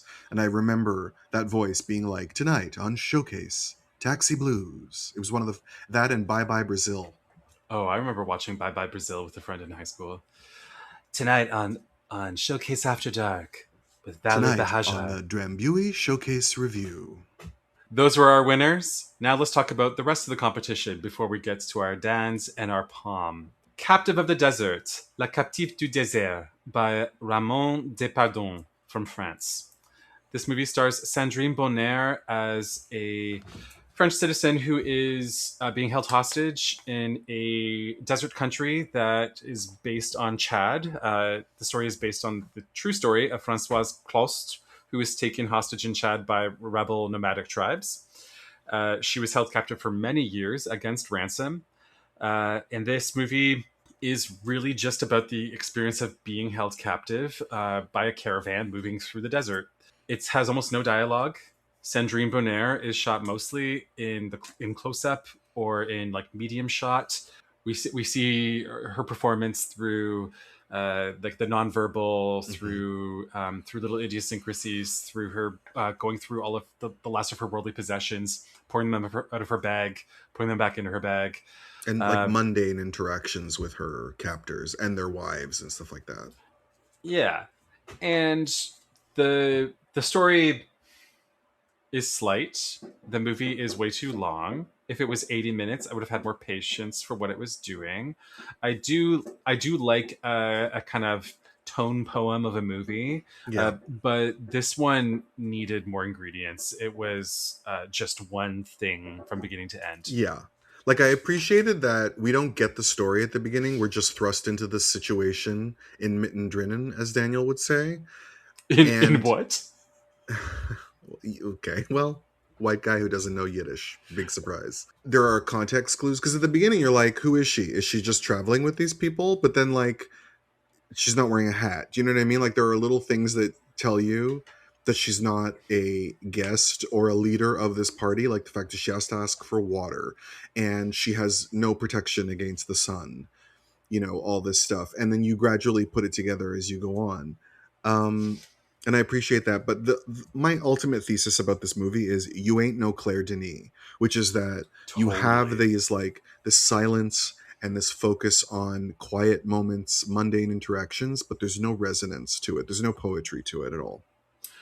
No. And I think he's hoping that he can just film people and objects and that be the poetry. And it's like, no, there's actually a lot of manipulation of what is on screen in a movie by someone like Denis. Yeah. And you Yeah. also have an actress who is genuinely mesmerizing. If you watch Sandrine Bonnier's quiet moments in La Cérémonie, you have somebody who transmits a lot without saying anything. And even that's not really being capitalized on here. I agree. Yeah. And that was Captive of the Desert. Hi, Fraser. A big American movie in this list, or at least taking a big shot, is Come See the Paradise by Alan Parker from the United States. Parker had been here before in competition with Bugsy Malone in 1976, Midnight Express in 1978, Shoot the Moon in 1982, which we talked about. Bill watched it. I still need to. And then he'd win the Grand Jury Prize for Birdie in 1985. He is also famous for winning Best Director at the BAFTAs for The Commitments. I think it won Best British Film as well. Mm-hmm. And he made Evita. Mm-hmm. And he recently died. He did recently die. And he made Fame. Yep.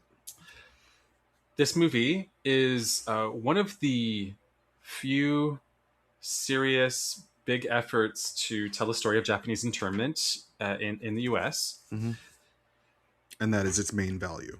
That is its main value. The movie is about an Irish-American film projector played by Dennis Quaid who falls in love with a Japanese-American, the daughter of the owner of the film theater, mm-hmm. where he's a projectorist. And then it follows both of them. She's played by Tamlin Tomita. Tamlin Tomita, who went on to be in Joy Luck Club and was in 2 other war movies this year. The movie follows both of their journeys as they are separated from each other during the war, her put in an internment camp, him being drafted. His history as a Union guy comes up to bite him in the ass in opportune moments. And the movie looks really good. It has really good production values. It looks like an Alan Parker movie. His movies never don't look slick. And it has a musical score by Randy Edelman that would be recycled through movie trailers for the rest of the 90s, including 3 Jack Ryan movies. But what's wrong with this movie is it is prestige up its own ass. Like it is head-on prestige. There's nothing else about it other than its prestige. Yeah. The biggest problem I have with it is that the whole thing is dramatically hinged on us hoping that the husband and wife get back together. Not husband and wife, the 2 lovers get back together after their separation, and then it ends up having the same problem as Cold Mountain. That's what I thought of, where the 2 lovers who are at the center are more interesting in their individual lives than when you actually finally get to see them reunite. We don't believe that they're in love with each other, right? But the stuff in the internment camp is really interesting, even though she's not really that good of an actor. And his stuff is really interesting. The Union stuff at the beginning of the movie, the dodging of the draft, the escaping of his war duties. But then they get together and don't give a shit. It's a really worthwhile story. The story of Japanese internment in this continent is one of the greatest embarrassments in America and in Canada. One of the worst human rights violations of citizens of either country in the history of those countries, and was unconstitutional. One of my dearest friends since high school, his grandparents were in the internment camp. And they fucking lost everything. And then when the war was over, they had no reason to stick around where they were, and they just moved to another part of the country because it's the same story of refugees leaving all the countries in Second World War. Like, I don't have my business anymore. I don't have anything I own. Why the fuck should I stick around here? My friend Kiki's father was interned, and is that the word? And he was in the internment camp, and he went on to actually serve Canada in the military. And I played piano for her when she performed at his birthday celebration at the Japanese Canadian Cultural Center, of which at the time I was a member and she was not. Which we always thought was really funny. He was a lovely man. I met him. He's since passed away. He lived to be well into his 90s, and I think it was like a 90th birthday. But anyway, so this is what I think of when I watch this movie. I've seen it a couple of times. And the first time I watched it, I wrote to Kiki, and I was like, I just watched come see the Paradise, and I remembered your dad and blah blah blah. And she just texted me back, "Oh my god, what happened to Tamlin Tomita?" Am I mistaken? Like, I didn't think she was that No, she's compelling. okay. She's really beautiful, but she's like a poised supermodel. Um, no, this movie means really, really well, and it's not a failure. Like it is shocking how very much it's gunning for like being the Oscar movie of the year, and it went nowhere near. Like it didn't even get a Golden Globe nomination for a score. You know what I mean? Like it Mm-hmm. was ignored. There, It's partly because. First of all, it's partly because Dennis Quaid does not take his shirt off, and that makes me very upset. But yeah. also, him being sincere is very awkward. It doesn't work for him. Dennis Quaid is a rascal, and that's what we love about him. When he does that monologue that he delivers about being in love with her after they're reunited, when he comes back from Seattle and they have sex in the film projection booth or whatever, Mm-hmm. it's terrible. It's a terrible performance. Yeah. And then she has a nobility problem. This is something you complain about a lot with a lot of movies we watch, which is that she has no blind spots. She has no flaws. She's Good so catch. noble that it also it removes a lot of the flavor from this movie. The period is recreated beautifully because Alan Yes. Parker's period movies are always gorgeous. They all look the same and they're always gorgeous. And I do appreciate that this movie does not play into white savior stereotypes, despite the fact that it needs a white guy to sell its subject matter. It does that very well, Mm-hmm. and it also it lays the cruelty of the internment camp bare without overdoing harshness. There aren't any manipulative scenes of like beatings or like just the fact that they're Yeah. there and they have to live in these shitty barracks and eat shitty food Yeah. is so awful for these people who've lived, elegant middle class lives up until this point. Who had the rights of American residents and citizens. Almost, right? Because they weren't allowed to be citizens at the time. Yeah. Remember she says how they actually don't own their businesses. They have to like they have a white overseer for all their businesses because they wouldn't allow Japanese people to own anything or be Yeah. citizens. Yeah. But then there's something about later on. She talks about how she is a citizen, but her mother is not, and that's why she can work, but her mom can't. Because she was born there. She was born there. Yeah. Yeah. Yeah. The brother who turns pro-Japanese and actually it repatriates and joins the army despite never having been to Japan and like barely speaking the language is a much more interesting story than the love story that we get at the center of this film. Wholeheartedly agree. Contextually, this movie is made at a very important time because throughout the 80s, you have all these American car plants closing because Japanese cars are cheaper.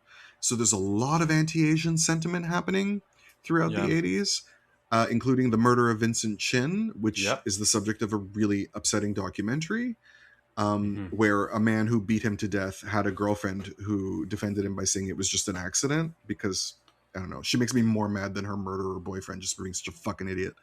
So that's also I believe what is partly inspiring the making of this movie to address that particular subject. Fun fact: the economic bubble of Japan burst just months before this, Right. before this festival, and that It's was a close but no cigar movie basically, which is that like I don't really have anything shitty to say about it, but it just doesn't spark. yeah, it's a movie that they show in high school history class. Fun fact about the movie: in a sociological study of 3,000 movies, this movie was picked as the number one best example of Oscar bait. Yeah. I love that fact. And then there's a bunch of criteria that we could list, but it's when people hear Oscar bait, they know what we're talking about. Yep. And if they don't, go listen to another fucking show. Go back to your fucking Joe Rogan show. Next on our list, we've got Daddy Nostalgie or Daddy Nostalgia, sometimes known or translated as These Foolish Things. That's how it was released in the UK. Yeah. By Bertrand Tavernier from France. Tavernier's been here before, A Week's Vacation in 1980, A Sunday in the Country, for which he won Best Director in 1984, and racked up a lot of critics' prizes by the end of that year. Wonderful. That's the taste of things before the taste of things. Ooh, Yeah. I'm excited to watch it. And then he was back again, winning no prizes in 2010 with The Princess of Montpensier, which I adore. Yep. This movie stars Dirk Bogarde in his last film role, Jane Birkin, and in a César-nominated performance, a mostly unknown named Odette Laure as Jane Birkin's mother. This is happening. This movie comes out at the same time that Tavernier's Life and Nothing But is doing its North American tour from the year before. So he's in the news a lot this year. It's a lovely movie about a daughter trying to get in as much visit time as possible with her dad in the last months of his life. Mm-hmm. She comes to her childhood home, spends time with her parents, and tries to get to know her father and maybe answer some questions that she's needed answered about him and about the relationship that she's been harboring. They go to Cannes. They do go to Cannes. Yeah, they go on a weekend. They live trip on the Cannes. Riviera. I think they live either in Marseille or like in a town near Marseille, and then they drive to Cannes at one point. This movie begins with Dirk Bogarde waking up in 1990 in a hospital, looking around and saying, "Well, this is not very gay, is it?" Ba-dum-bum.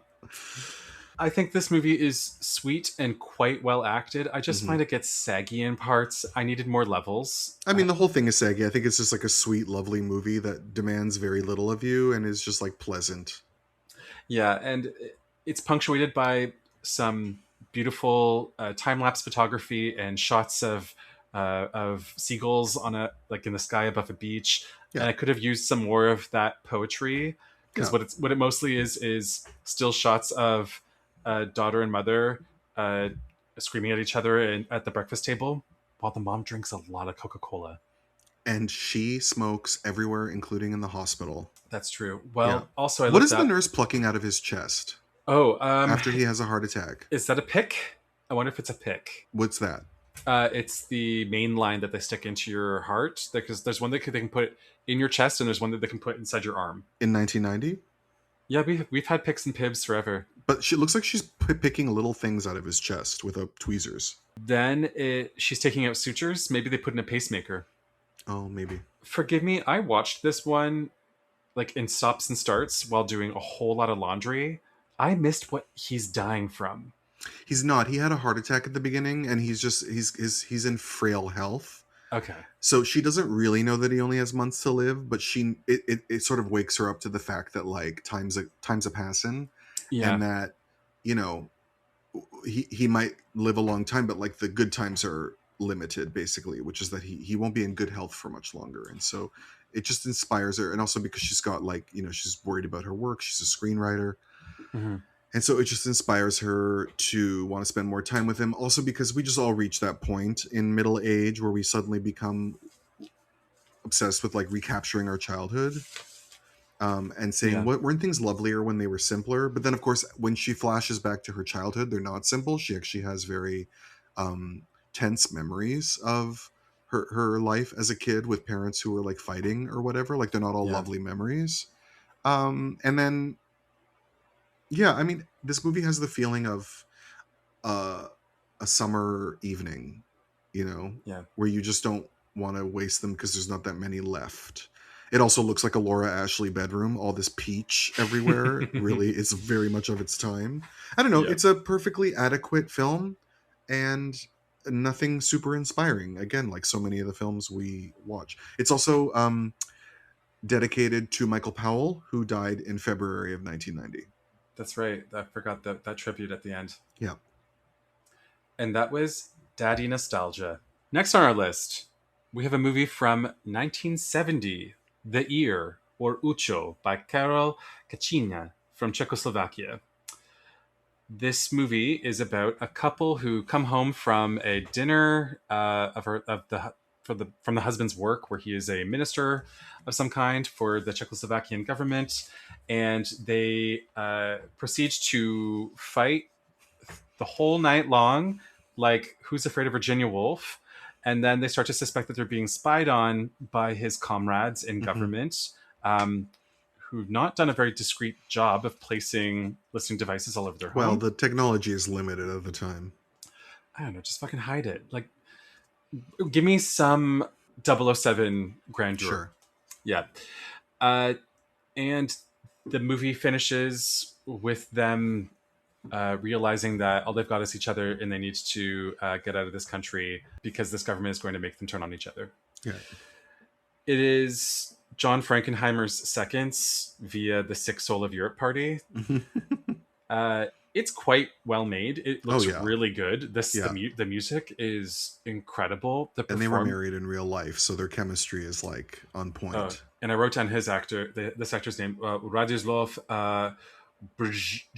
No, I'm not going to try to do that. No. Point is, he's hot. He's hot. That guy's sexy. So sexy. And he's like in his briefs. So not his briefs. He's in his like boxer shorts at one point. Yeah, he is. Yeah. I crossed the room and I pointed to the screen. And I said, "In this country, this is an 8." Oh yeah. Yeah.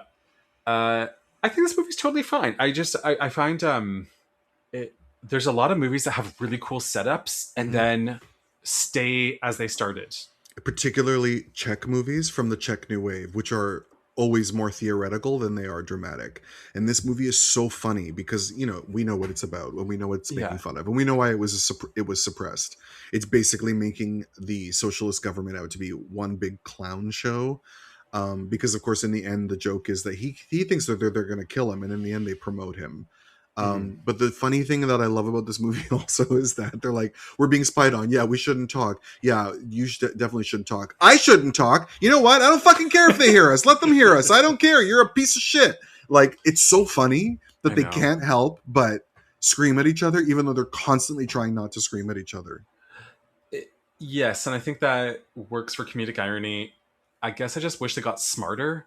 And I don't know why, but she's drunk. Maybe I shouldn't expect that.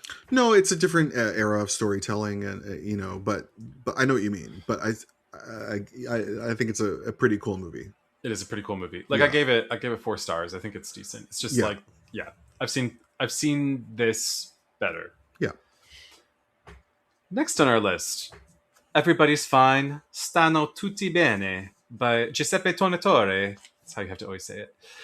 From Italy and France, Tornatore is on a victory lap at this moment with Cinema Paradiso, which is probably still in theaters in the US. Yep. It had just the year prior won the Grand Jury Prize at Cannes.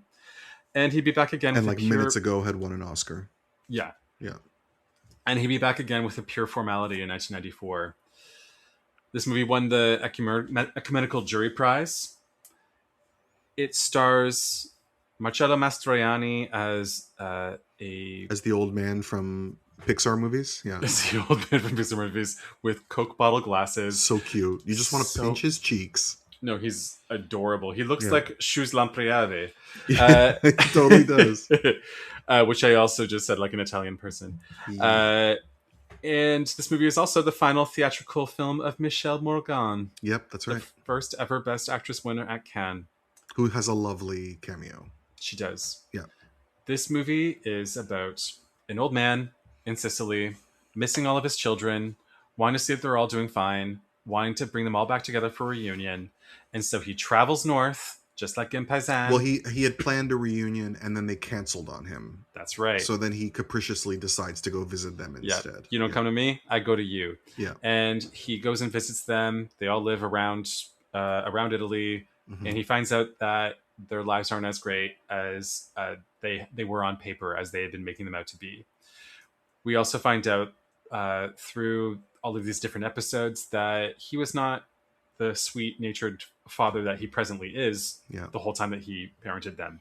Well, because the thing about their lives is that their lives are fine. It's just that they feel ashamed of their lives because they feel like they were pushed to achieve great things, but actually they're just normal adults in the world, and they feel guilt, like they don't want to reveal that to him because he's gonna, you know, he made them feel like they were never good enough. Right. Well, except for the suicided one, he's not doing fine. And then is the ultimate example of being pushed to feel bad about not having done enough. Yeah, and it's good, and there's some symbolic moments. There's dream sequences where he thinks all of his children are being scooped up by some kind of alien jellyfish on a beach with a white horse in the background. I just felt like it was all kind of basic Tokyo Story. Oh yeah, this movie does not go deep at all. And it is one opportunity after another to go deep. You know what I mean? Like the opportunities for touching poignancy are legion, and yet the whole thing is a purely aesthetic experience. Thank you. The whole thing looks gorgeous. It has Really good score by Ennio Morricone. Very good score. Very good score. It looks as good as Cinema Paradiso, but Cinema Paradiso, for all that you can knock it for being like It's a Wonderful Life, it is moving and actually quite deep. And especially for us film lovers, because it's a nostalgia movie, right? It is, and it's also very rooted in a history. It's very observed and detailed, and this doesn't get below the surface that much.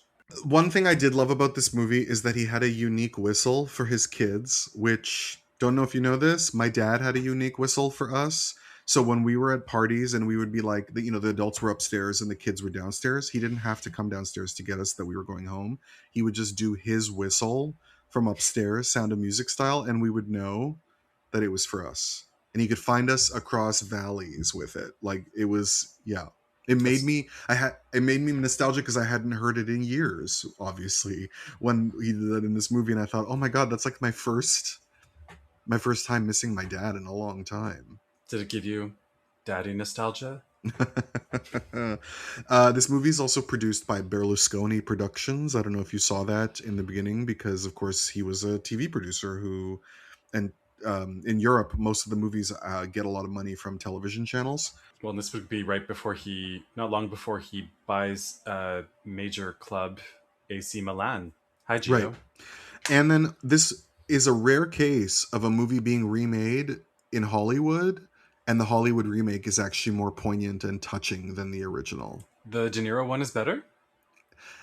I don't know that it's not a great movie, but I remember being affected by it.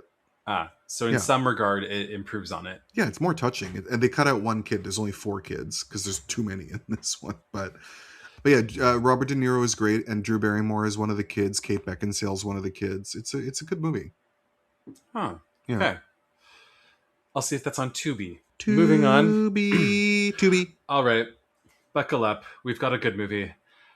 Judu by Zhang Yimou and Yang Fengliang from China in co-production with Japan. Zhang would be back again with To Live in 1994, for which he would win the Grand Jury Prize, and then again with Shanghai Triad in 1995. This movie was banned in China until 1992 because of its portrayal of patriarchs being abusive. They didn't like the image of like old society being represented that way. Yeah. I'm surprised it was only banned until 1992. Yeah, that makes sense. Also, he's not just abusive. He is like a full-on Marquis de Sade sadist. Yeah, she's sleeping with the enemy. Yeah. This is the very first Chinese film to get nominated for Best Foreign Language Film. Yeah. This movie's plot, it's based on a novel.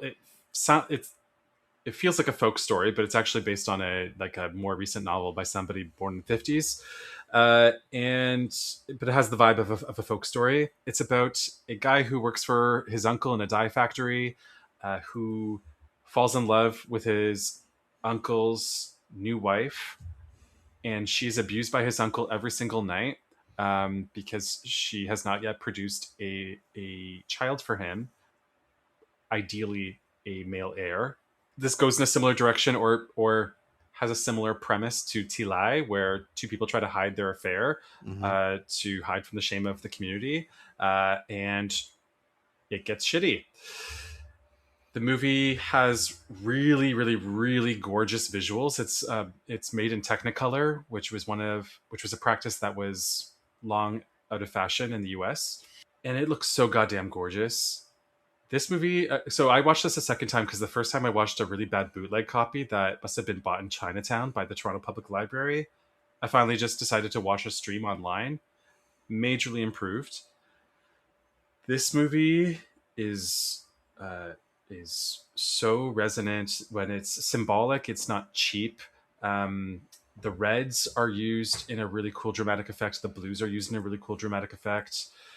Gong Li is fantastic. I think this is the earliest movie I've seen her in now at this point. The passion that this nephew and wife have for each other, we know that this can't go anywhere well for them, because we know that they exist in an unfair world where she can be treated like this by his uncle to begin with, and we are so invested in seeing them try to get away with a different kind of life and with a non-traditional life. I love this movie. I love Zhang Yimou at this time of his career. I love Judo.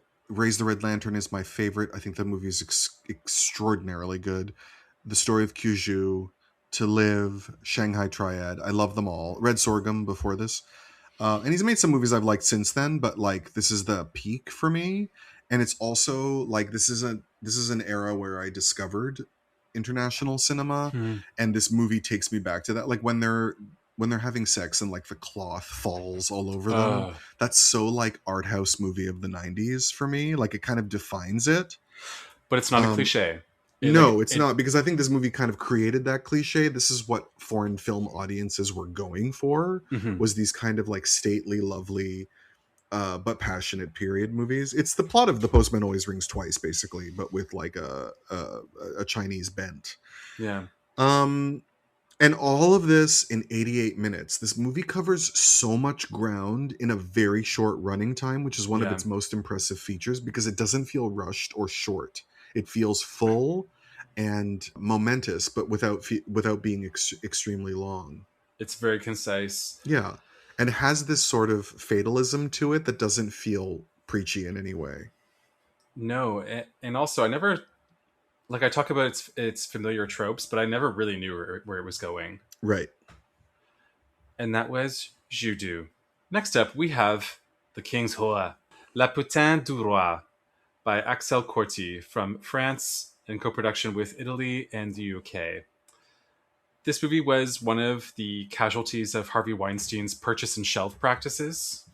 He picked it up, and then it didn't see a release for a very long time, for a number of years. Corti competed in Uncertain Regard in 1986, but seems to have made most of his career in German television. And this movie is about a nobleman who marries a very desirable woman who is also lusted after by like the Duke of that region. And in order to... He's the head of the House of Savoy. One of the principalities before the Risorgimento in The Leopard. So they call him the king, even though he's actually a prince, but they call him a king to emphasize the fact that he's like the head, not... Because prince implies second tier. The Wikipedia page referred to him as a duke, but... Because he had like 1 million titles, that's why. So, husband and wife are pressured by the sort of coercive power of the duke to whore her out to him, and... She resents both of them for this. The one guy for wanting her to be his whore, the one guy for whoring her out so that they can both have like clothes on their backs. Well, no, and more like favor and power from the king. And power. Yeah. And then it's something that her whole family, like her husband's whole family, agrees to and encourages, and that the king's wife says to her, "Can you please just make him happy so that I can not be yelled at every day?" yeah. That's actually really well pulled off and very interesting. There's a lot of intrigue. Yep. And then there's a whole middle section where she gets smallpox. Yep. And we watched the shorter version as well, right? Because there's like a longer version that I couldn't find that played at Cannes. Yes, that's right. We watched the shorter version, and it is a TV movie. Really not good, but also entertaining. Oh yeah, it's not good because it's not a Cannes movie. It's not like a great movie, but I've enjoyed it very well enough. I didn't understand why that kid never aged, because she seems like she was being whored out to this guy for years. And then we got back to her. She finally gets to see her toddler again, and he's still 2. So I'm like, how long is this going on for? And but the real problem with this movie is the fact that she's such a wonderful character because she's so spirited and defends herself so well. But then she doesn't have any vulnerability. So then where are the stakes in this movie? She has no problem telling the king to fuck off, telling her husband she's mad at him, telling his whole family to fuck off. She's not afraid of anybody, and she'll say it to whoever will listen. So what's her vulnerability? I know she gets smallpox and almost dies, but in terms of like the stakes for her to at some point feel torn between what she wants and what she has to do, that never happens. So this movie is very... There's no conflict. Yeah. Yeah. She's what's her face in Firebrand, that movie we watched in 2023. What we do have, though, is his wooden aliens mecha costume at the end that they put him in when he can't walk anymore. I also clocked that was aliens. Yeah. I was like, yes. Get away from her, you bitch. So I think what you and I should do when we release this episode is we should put up on the Instagram page you in the wooden alien suit, and then I can be in the wheelbarrow with the 2 sticks, and you do. And I love Valeria Golino so much. She's so talented. She is. I just love her. But I wish this movie was more worthy of her. Also, in the real life story, the girl was 13 when she was married off to that guy. She wasn't a grown woman, which, affects the story quite differently. And I'm sure the king was not as hot as Timothy Dalton. No, and that role was almost cast to John Malkovich. It was turned down. Yeah, which would have been more accurate. And then her husband is really handsome too, and still very handsome, Stefan Fries. This movie is one of the worst in the list, but still, like, not by a large margin. It's a lot of mid. A lot of mid. And that was The King's Whore. Next on our list, we have Mother by Gleb Panfilov from Soviet Union. This won a special citation for Best Artistic Contribution from the jury. It's based on 3 stories by Maxim Gorky. It basically tells the story of the October Revolution through the microcosm of a mother and son relationship. She is sort of allegorically posited as the mother of Russia. Mm-hmm. And it is... She made that flag. She did. It is the longest movie in this list. It's admirably long. It's one of the... It reminds me of what you said about Triangle of Sadness, where, like, it's going for it. It's going to take its time, and you're going to watch it. My only regret is the version we have of this movie needs a scrub. I thought for something that wins artistic contribution, I thought, wow, I really wish I could see this movie in like 2K. I guess so. It's a 3-hour movie, and I would say it's probably about 100 minutes of a good movie spread out over one. Like, it doesn't really justify its epic length. Particularly because it's all about her awakening, right? Like, she gives her skills and her son and then eventually her life to the cause of Russia's revolution. Yeah, it's wandering. But a lot of that realization comes in like the last 5 minutes, and she's very good. Very good. Watching everything through her increasingly less naive eyes is very interesting. Her genuine concern for her son is very touching. The Russian David Thewlis, who plays her son, and then the other guy's really cute. The Samov, the guy who gets forced to be a spy. Yes. Yeah, that guy's really cute. He needs the mustache, but he's very cute. And this theme of, like, his having a bad father inspires him to rebel against the country's bad father. And then I also wonder about this movie because, it is interesting that we are celebrating the end of the Cold War. And then there's this movie that's celebrating the birth of communism. But at the same time, I don't know that it's unintentional that the imperial police behave the way Stalin's police would later on. And whether or not there's an irony intentionally made in that fact. Maybe that's like something you're supposed to pick up on. It just trusts you to. Because those guys, they acted like the way I feel like those guys act in movies about Stalinist Russia. But the real problem with this movie is that she remains a symbol until the very end of the movie. She never really fully becomes a human being. And that's a lot to pin a 3-hour movie on. Yeah, I would agree with that. Yeah. Again, mid. Yeah. But I would rewatch this one. It was not, despite length, it was not painfully bad. No. And I would rewatch it if someone screened a proper print of it. Yes. Next on our list, we've got Nouvelle Vague. No, not the Richard Linklater movie from 2025. The one by Jean-Luc Godard from France and Switzerland. Godard's been here before. He was here with Every Man for Himself in his first appearance at Cannes in 1980. And then was back with Passion in 1982, which we talked about. Detective in 1985. Aria in 1987. We talked about In Praise of Love in 2001. We talked about his jury prize winner, Goodbye to Language, in 2014.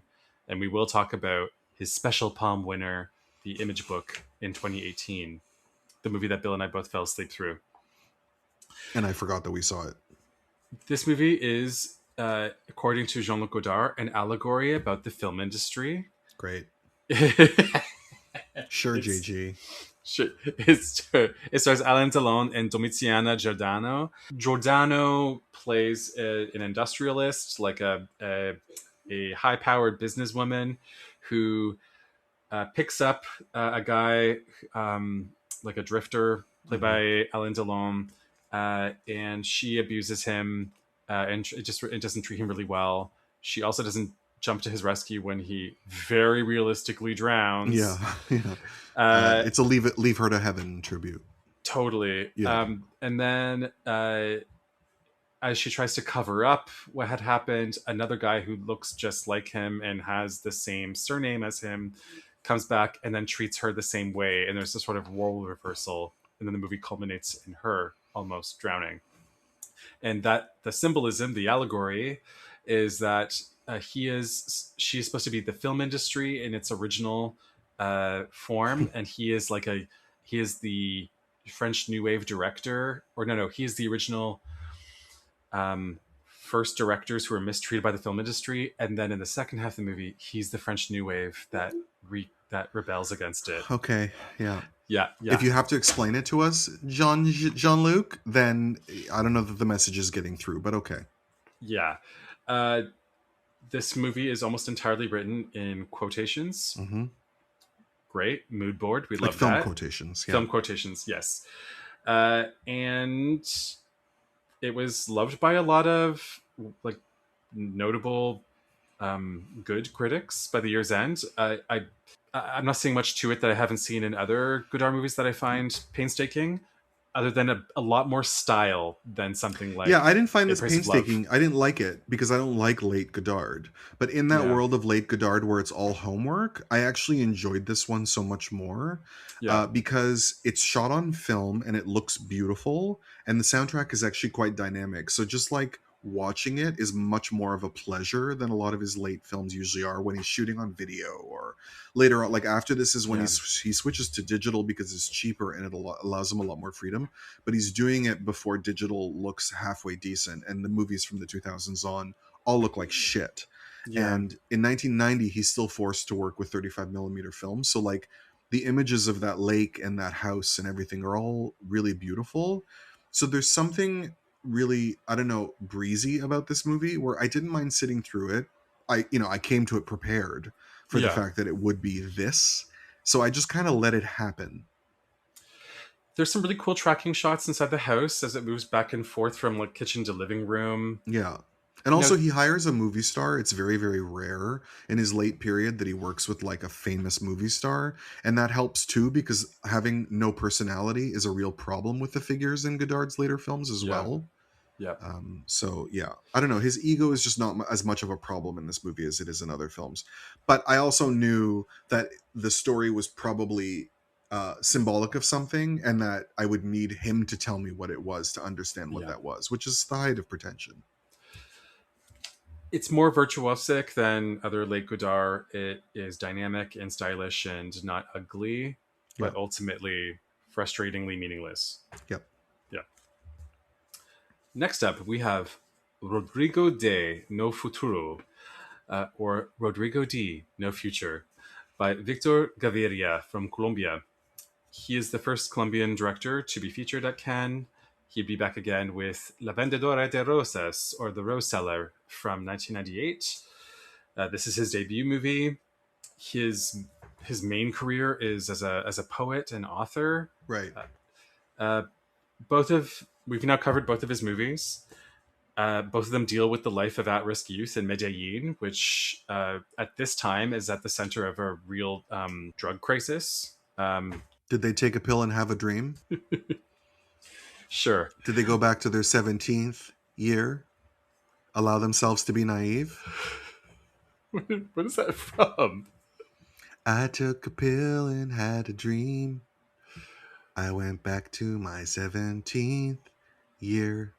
Wait, what is that? I know that song. Allowed myself to be naive. Come on, Greg. I like one singer. Madonna? Yeah. Oh, but what song is it? Medellin. Oh God, dude, I never listened to Madame X. No one does, but we know that song. This movie is about 1, 2, cha cha cha cha cha. cha. 1, 2, Yeah. cha. I rise. This movie, I'll just put it really broadly. It's about some street involved kids who try to start a punk band. Yeah. Yeah, there's a lot of story threads. It's to say it has a story is misleading. It's a lot like the movie Slacker. Speaking of Richard Linklater, Yeah. um, I think it lacks kind of like the Rose Cellar, though more so. It lacks narrative rigor, but I get the sense that's not the point for Yeah. the director. I think creating a feeling of a local space and time is more the goal, and I think he achieves that. Mhm. I found this movie very involving in like anthropological terms, much like the Rose Cellar. And I actually thought that there's a few moments of cool style flexing. Yeah. And moments of like unforced spontaneity too. Yeah, Yeah. there's like a cool DIY punky quality to it. Yeah. It could be better. Yeah. I would excitedly watch a retrospective of his work with like a university scholar's intro to it. Because it is from a part of the world and it's from a time period I don't know a lot about, and like just getting that moment captured was exciting to me. It's worth mentioning that this is happening around the same time that there was like an accord or a summit that took place in Colombia between the US and a whole bunch of Latin American countries to discuss like what the fuck to do about the drug cartel issue that was happening at this time. So Colombia is very much on the mind of the world when this movie comes to Cannes. Yeah, I appreciate this movie. I'm not like riveted by it, but I do appreciate it.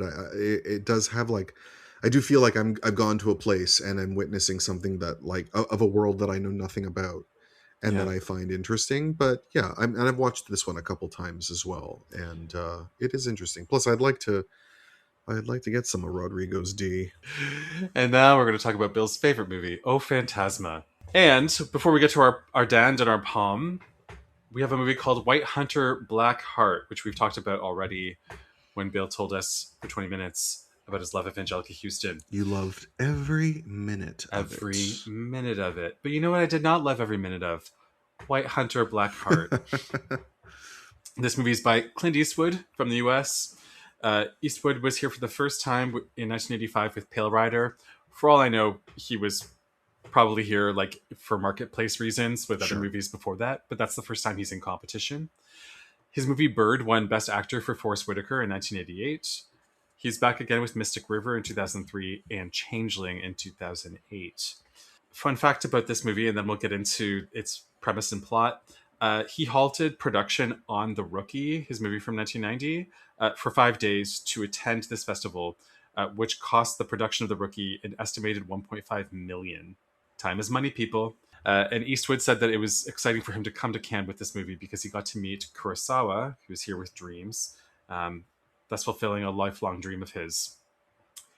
This is Eastwood's worst performing movie of the 90s at the box office, which is probably why it's now a footnote.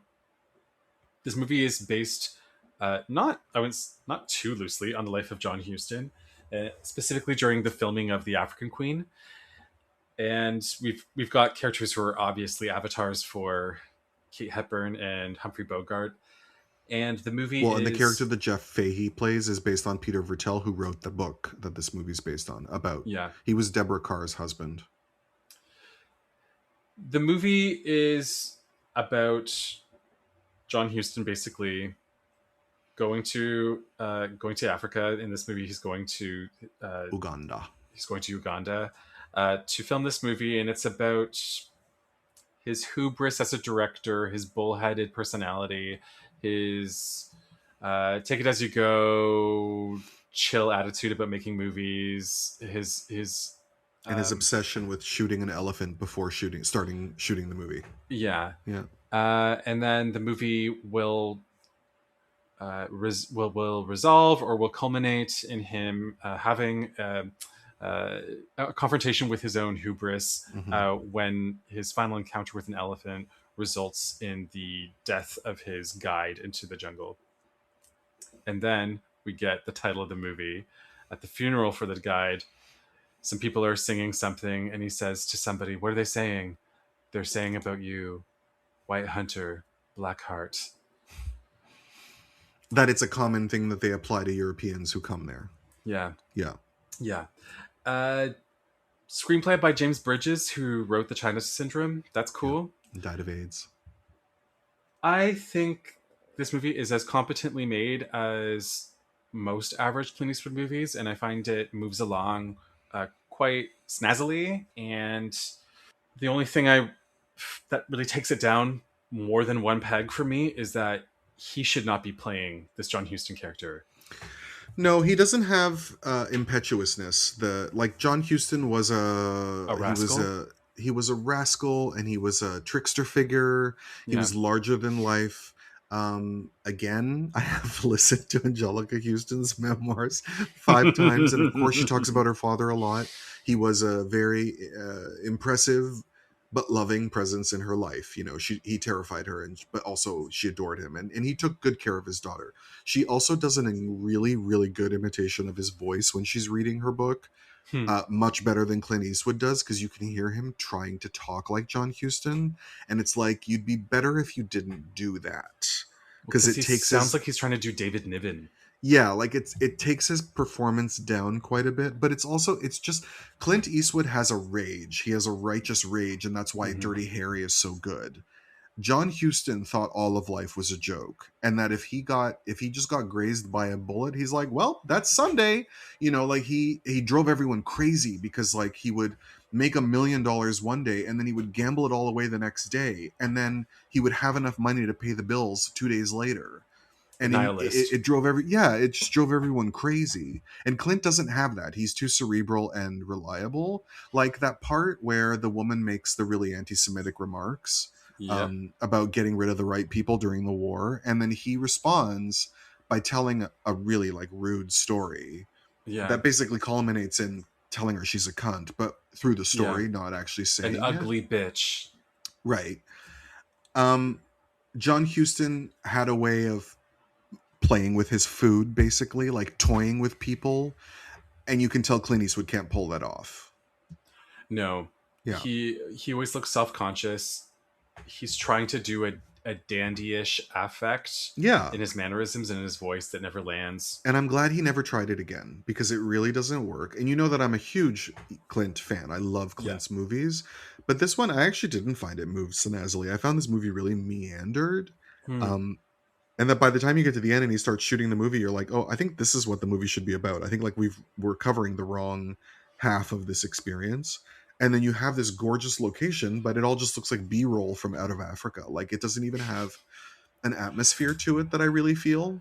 I think what I meant was I never caught myself thinking, all right, let's move it along. Sure. Yeah. Yeah. But it does feel like I can never really tell what we're going after. And then we have a great cast that isn't used to their full advantage. Why is Marissa Berenson in such a small part? And we have 2 actors from Topsy Turvy in this movie, because we have an early performance by Timothy Spall as well. And then we have the woman who sang The Lost Chord in Topsy Turvy playing the wife of the guy that owns that lodge. I recognize her right away. But why also do we have a really badly edited sequence when we finally see the elephant? The camera zooms in on its tusk, and then you see like a dummy fly across the screen. Totally. Yeah, I know. Yeah. Like the quality of filmmaking in that scene, for how important it is to the story of the movie, reminds me of that Filipino movie with the mannequin parts. Oh yeah. No, it's haphazardly made, and it did nothing bad for his career, because he was so prolific at this time that like his hits kind of covered it up anyway. It came and went, and it feels like it's more of a British production than his movies are anyway. So I don't think it was promoted that hard in the States. And that was White Hunter, Black Heart. That's definitely a movie Diane Warren could write a song for, just so you know. One battle after another, and we're still fighting for the love we found in each other. No, you really made an earworm. Bill, it's time to talk about our dans. Yep. And that means it's time to talk about our palm. Can I talk to Lula? You are not gonna see him ever. Like hell. I'd go the far end of the world for you, baby. A man can't ask for more than that. You move me, Sale. You really do. You want me to shoot Sailor in the brains with a gun? Uh-oh. For the first time. Tell the people, Greg. Yeah. For the first time in the history of this show, our dance d'Or is the Palme d'Or winner. Yeah, I doubt it's the last. Wild at Heart by David Lynch is our selection for the worst in show. And before we get to rationalizing why it is worse than something like The King's Whore, let's say, let's talk about what it's about. Wild at Heart is based on a novel by Barry Gifford. It tells a story of Sailor and Lula, two horny, cool young lovers who fall in love with each other to the chagrin of her mother, who puts a hit out on Sailor. He, in the midst of the attempt, kills the person. Lula and Sailor have to run across the country to flee his arrest. Lula's mother puts another hit out on him through a major... That's more or less the whole movie. Yeah. Two young lovers, both played by actors, and I say this in no negative way, but by actors who, even when they were 20, looked 35. Well, yeah, Laura Dern's always been a gorgeous-looking 45, for sure. The movie is... in the words of David Lynch, a really modern romance in a violent world, a picture about finding love in hell. So while we follow this sort of road movie, we see Sailor and Lula descend into a kind of underbelly of America that is supposed to be like the one that we see in Blue Velvet, that we don't really. We don't really. That's the biggest not the biggest. It's one of the biggest disappointments of this movie, which is that because it breaks my heart to choose David Lynch for a Dan, particularly when he does win the coveted Palme d'Or. But like, there is not that descent into the nightmarish world that I love in David Lynch's movies. This movie was a hot button issue when it came out.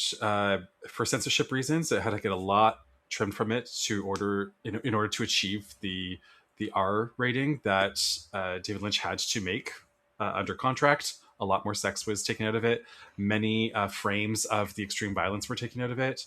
What did we watch? Did we watch like an uncut version?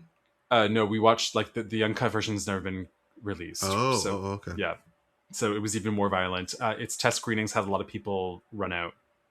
Oh. And then when it finally premieres at Cannes, the movie is met with jeers and boos at its screening, and then even more of them when it wins the Palme d'Or. Yeah, which I've also seen footage of. Do you want to speak to that? Like, just that you can see, you can hear booing, and you can see David Lynch smiling and not in the least bit affected by it at all. And the booing was led by Roger Ebert, apparently, because he hated this movie. Yeah. I could never see myself booing. I could just never do it. I couldn't do it either, quite frankly. It's tacky. I know.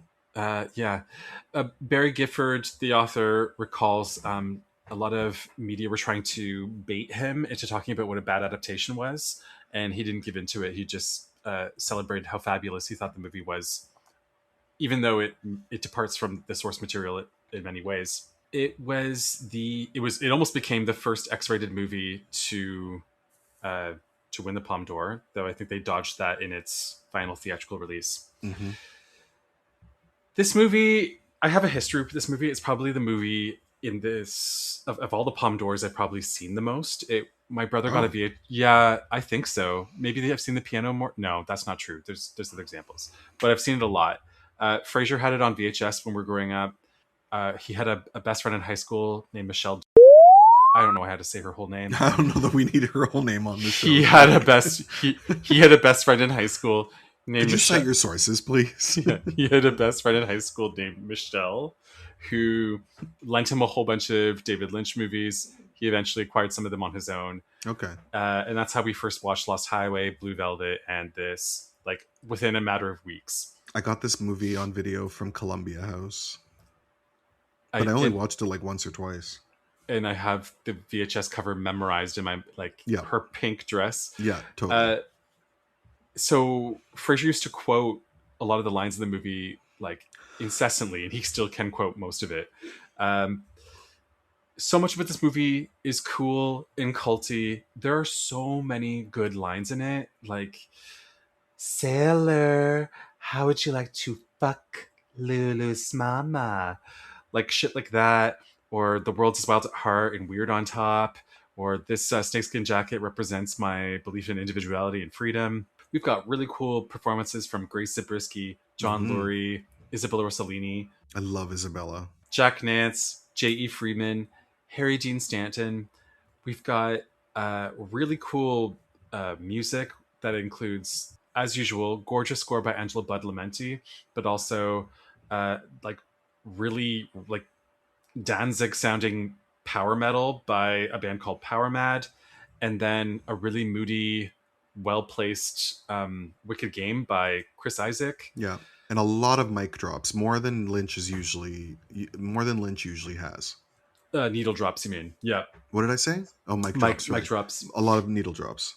There's so much to like about it that it makes you want to like more of it. And when it starts, I'm in it. Like, from the moment that he makes that guy's brains splat across the stairs. Yeah. I'm like, let's fucking go. Let's give me Assault on Precinct 13. That's the movie I want this to be. It just fizzles. And also, J.E. Freeman is supposed to be playing a crime boss who ends up not being a part of the movie's climactic scene at all. Yeah, that's a big problem for me, that this movie's plot is so messy. You have all this, like, you know, it's playing on ironic themes. Lynch is always about taking that perfect vision of post-war Americana and finding the darkness behind it. Like in Blue Velvet, you know, the dirt beneath the white picket fence. The dark side of the James Dean era romance in this movie, basically. And then there's also the Wizard of Oz illusions that I find are very superficially applied and don't really come to much. The class conflicts, you know, the bad boy who loves the good girl, Elvis imagery as well. You know, it's Americana told with irony, but not with any affection. And affection and passion are usually big parts of the David Lynch experience. Like, Pure Love in a Dark World is so beautiful in Mulholland Drive, and it's so flimsy and trite in this movie, to the point that it feels like a bad imitation of a David Lynch movie. Yeah, as Jonathan Rosenbaum said, it's just all iconography and no characters. And so much non-follow through, like the Oz illusions, as I said. That the story of Jungle Dale, played by, is it Crispin Glover who plays? Yep. Yeah. All that stuff doesn't follow through. There's also Cheryl Lee is in this movie. Laura Palmer's in this movie as Glinda. She is, and Sherilyn Fenn shows up in a terrible performance as a chick with brain damage on the highway. And Freddie Jones is in this movie as the guy at the bar who's like barking or something. Oh, the guy walks up to him, the old man that walks up to him at the bar and is just like, and has that weird voice. Yes. That's Toby Jones's dad. Oh, cool. Yeah. But what should I know Freddie Jones for otherwise? We watched another film with him. I don't remember what. And he's also in Fellini's And the Ship Sails On. Oh, cool. He had quite a formidable career. I imagine he probably shot more in this movie that got cut out. Also, how many times has Lynch adapted novels? I think this is one of the only times. Dune would be another one. Yeah. Maybe The Elephant Man is based on a book. Yeah, but he's kind of assigned to that movie. That's not like he does a great job, but it's not a David Lynch project. Right. And it's based on a play. Anyway. Things that really work for this movie, and I think influence people in reassessing it maybe too favorably, are really good performances. Laura Dern is giving it. This is what I love Laura Dern for. This kind of over-the-top, campy kind of performance. Totally. But we don't get to see into that character's soul. You know what I mean? Like, I want to see all of her lethal Lolita behavior, and then I want to have at least one scene where we break through it and find the person, the broken or crazy person. And like, she never really gets to do that. I appreciate her breaking her no nudity clause for this movie because she loved Lynch and she knew it was worth it.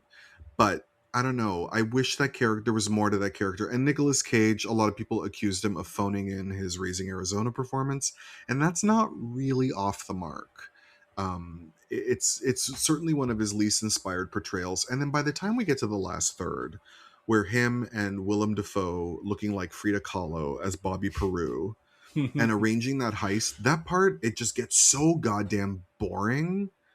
And Until he blows off his head. That's dying, hilarious. but I'm just dying for it to be over.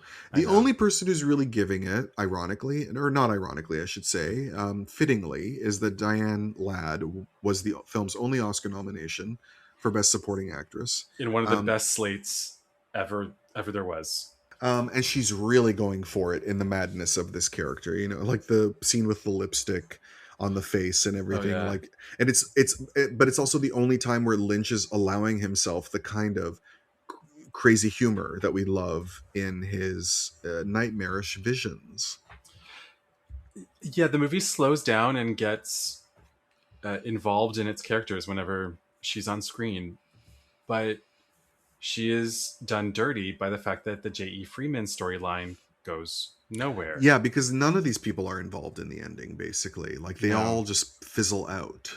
Our last scene with the Diane Ladd character is when Lula is on her way to pick up her boyfriend from prison after he spent years in jail. She just tells her mom, like, fuck off, I'm not going to do what you want me to do anymore. That's all it took? That's all it took?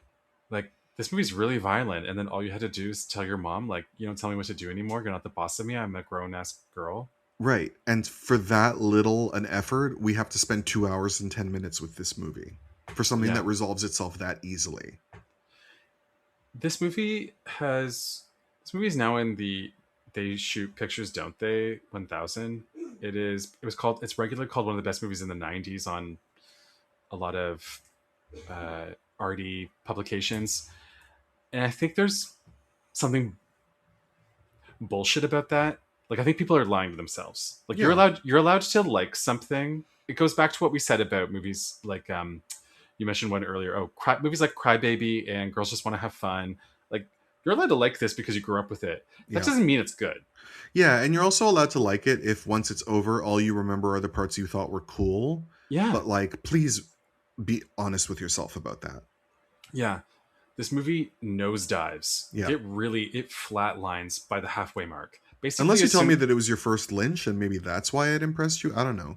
But, like, he made better movies in the 90s. I don't love Lost Highway, but it's better than this. Lost Highway it's also gotten better with time, but it coheres as a whole. It does. It's just, for me, it's like it's kind of just like a lot of cool Lynchisms for 2 hours, which I'm fine with. Whilst Mulholland Drive is actually important to me. Yes. Yeah. Is there anything else you want to say about this movie? No, I don't have too much to say about it. You know, the plot is basically a fucked up Umbrellas of Cherbourg. And it's got a lot of, as you say, it does have a lot of cool style, but I feel like he has his style much more under control in his other films. And that even though Dune was a disaster, that movie has aged much better than this one has, because it has like a kind of kitschy fun to it. I don't know. I found this movie, I was really curious to watch this again because it had been literal decades since I'd seen it, and I was curious to see how it would appeal to me now, because I barely remembered it and I certainly barely remembered how I felt about it when I saw it all those years ago.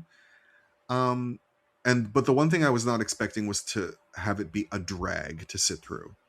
I thought maybe it would be a shallow experience, but I didn't think it would be boring, and I was bored. Yeah, it becomes pretty depressing once they hit the road. Yeah. Yeah. And the thing about the style that you said is, there's moments of good style, but that's just it. There's moments. The whole thing feels like he came to set every day not knowing what they were going to do. Yeah. And it feels like there's a lot of improvisation done, including pulling in 2 actors from Twin Peaks. Like, it has the feeling of being the side project to Twin Peaks. Yeah. All right. That was our Palme d'Or and our Dand. Bill, I don't think I need to ask you. Do you think the Palme d'Or went to the right movie? No.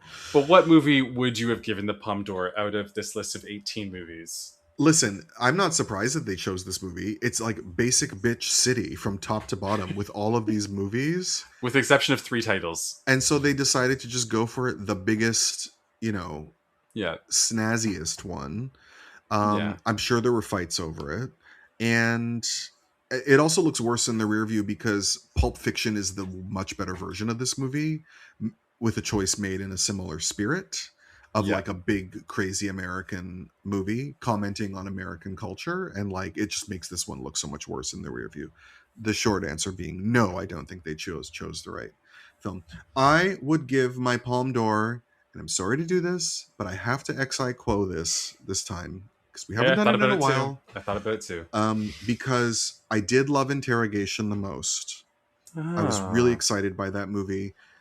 And I also love Judo the most. And I would choose between those two. I would give it to both those films. Also because Interrogation, being a retro selection, is sort of a special palm.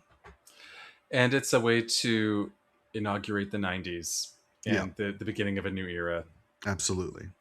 I respect that choice. I am going to go with one of the titles you mentioned, which is Judo. I like it only slightly more than Interrogation and The Sting of Death. Those are the three takeaway titles from this whole list. Also want to mention that none of the movies in this list have gotten a special Blu-ray treatment yet.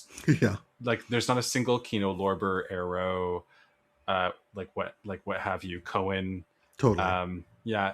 Which just that stands out to me to say that this is a very forgotten year. Like, yeah. I also wonder if it's because a lot of the production companies making and or distributing these movies are gone, and that securing the rights is in flux. Yeah, that's possible. Yeah. My choice was also Judo. I think it is the biggest looking movie. It has the grandeur and the panache of a Palme d'Or, and I love a Palme d'Or that's a small small story, but with big style. Totally. But you have to watch Raise the Red Lantern if you like this movie this much. Oh, I need to watch. I'm behind on 5th generation directors. I need to watch tons of this stuff. I know, but there's like 3 essentials with this guy that you just gotta watch. I've been meeting. Yeah. I got to get on this. Bill, if you could, What? Bill. Hang on. I think I've got it. It's Bill. If you could go back to any movie from 1990 and say that's the one I'm giving the palm to, what would it be? Can I make a guess? Is it Postcards from the Edge, Mermaids, or An Angel at My Table? Ooh, he knows me so well. Well, now you've ruined it. So go off, Greg. What do I need to say? Bill's favorite movie of 1990 is also his favorite Jane Campion movie. Mm-hmm. He's seen it so many times. It meant a lot to him when he first saw it as a teenager. No. And that is no. I was. Sorry, yeah, you're right. That's an Angel at My Table, which tells the story of a real life poet who was in and out of mental institution many times. And the movie is told through her life in 3 stages. Oh, I've seen it. I watched it when we did the piano. It's outstanding. I actually tend to agree with you. I love this movie. I've seen it so many times. I've never gotten sick of it. Best Jane Campion movie. Yeah, she was a fiction writer. She wasn't, although she probably wrote poetry too. Her name was Janet Frame. I actually read one of her novels and it really was good. And it's an adaptation of her 3-part autobiography. It won the top prize at Venice, I want to say. Yeah. Ironically, who presented the prize to Jane Campion, but won Angelica Houston. It's a big year for her. It's an incredible film for how it gathers up all these little moments to tell a big story. The small observations, the way Jane Campion can really get interiority so right, while having this grand scope. And then you also have this story about your art saving your life. She was about to be lobotomized, and then her writing won a major national prize. And they realized they could not lobotomize one of their celebrated writers. And that's what stopped them from performing a very unnecessary operation on her. Because she was diagnosed as schizophrenic, and all she really was like, she had social anxiety. Yeah. That's all she had. and all these overreaching doctors in a breakthrough time of psychiatry wanting to like get great cases on the books went very far in their diagnoses of her and made her much crazier than she should have. But she ended up okay. She lived to a long life, and anyway. So An Angel at My Table by Jane Campion is a movie I've never gotten tired of, no matter how many times I've watched it. And it stars my favorite actress, Carrie Fox. Your absolute favorite actress. Greg, what's your palm for 1990? It was hard to pick. Because there's really important movies from New Black Cinema and New Queer Cinema that come out at this time that I've seen many times. Let me guess. All Dogs Go to Heaven 2, Jocks and Cocks 4, the Jetsons movie. Yeah. It's Hard to Kill with Steven Seagal. No, my palm for 1990 goes to the movie that inaugurates New Iranian cinema, and that is Close Up by Abbas Kiarostami. For reasons similar to why I picked Judo, it's a movie that is about something small, a really minute, almost insignificant story, told in a way where it feels to tell a story about humanity. It is told so experimentally. What is fiction? What is documentary? So many of the documentary scenes are staged and acted, and then so many of the fiction scenes carry a resonance and a feeling of truth. And then you have that closing scene where the main character meets Mohsen Makhmalbaf and brings in the flowers.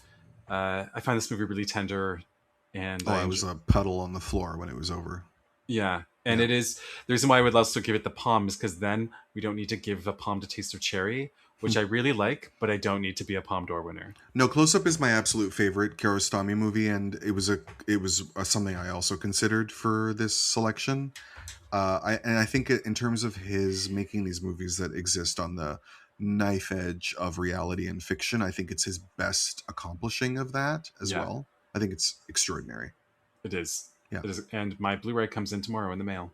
Oh, exciting. Bill, this was fun. Won't you tell the listeners what we're doing next? We are shooting all the way back to the 50s. We're going to 1953 to talk about a film I'm so excited to watch yet again, The Wages of Fear, La Salaire de la Peur, by Henri Georges Clouzot. Bill, this has been wild. This has been fun. This has been wild at heart and weird all over. Do you want to get wild? Do you want to get crazy? Sailor, would you like to fuck Lula's mama? All right. It's late. I don't feel like doing that. Talk soon. Bye. Bye.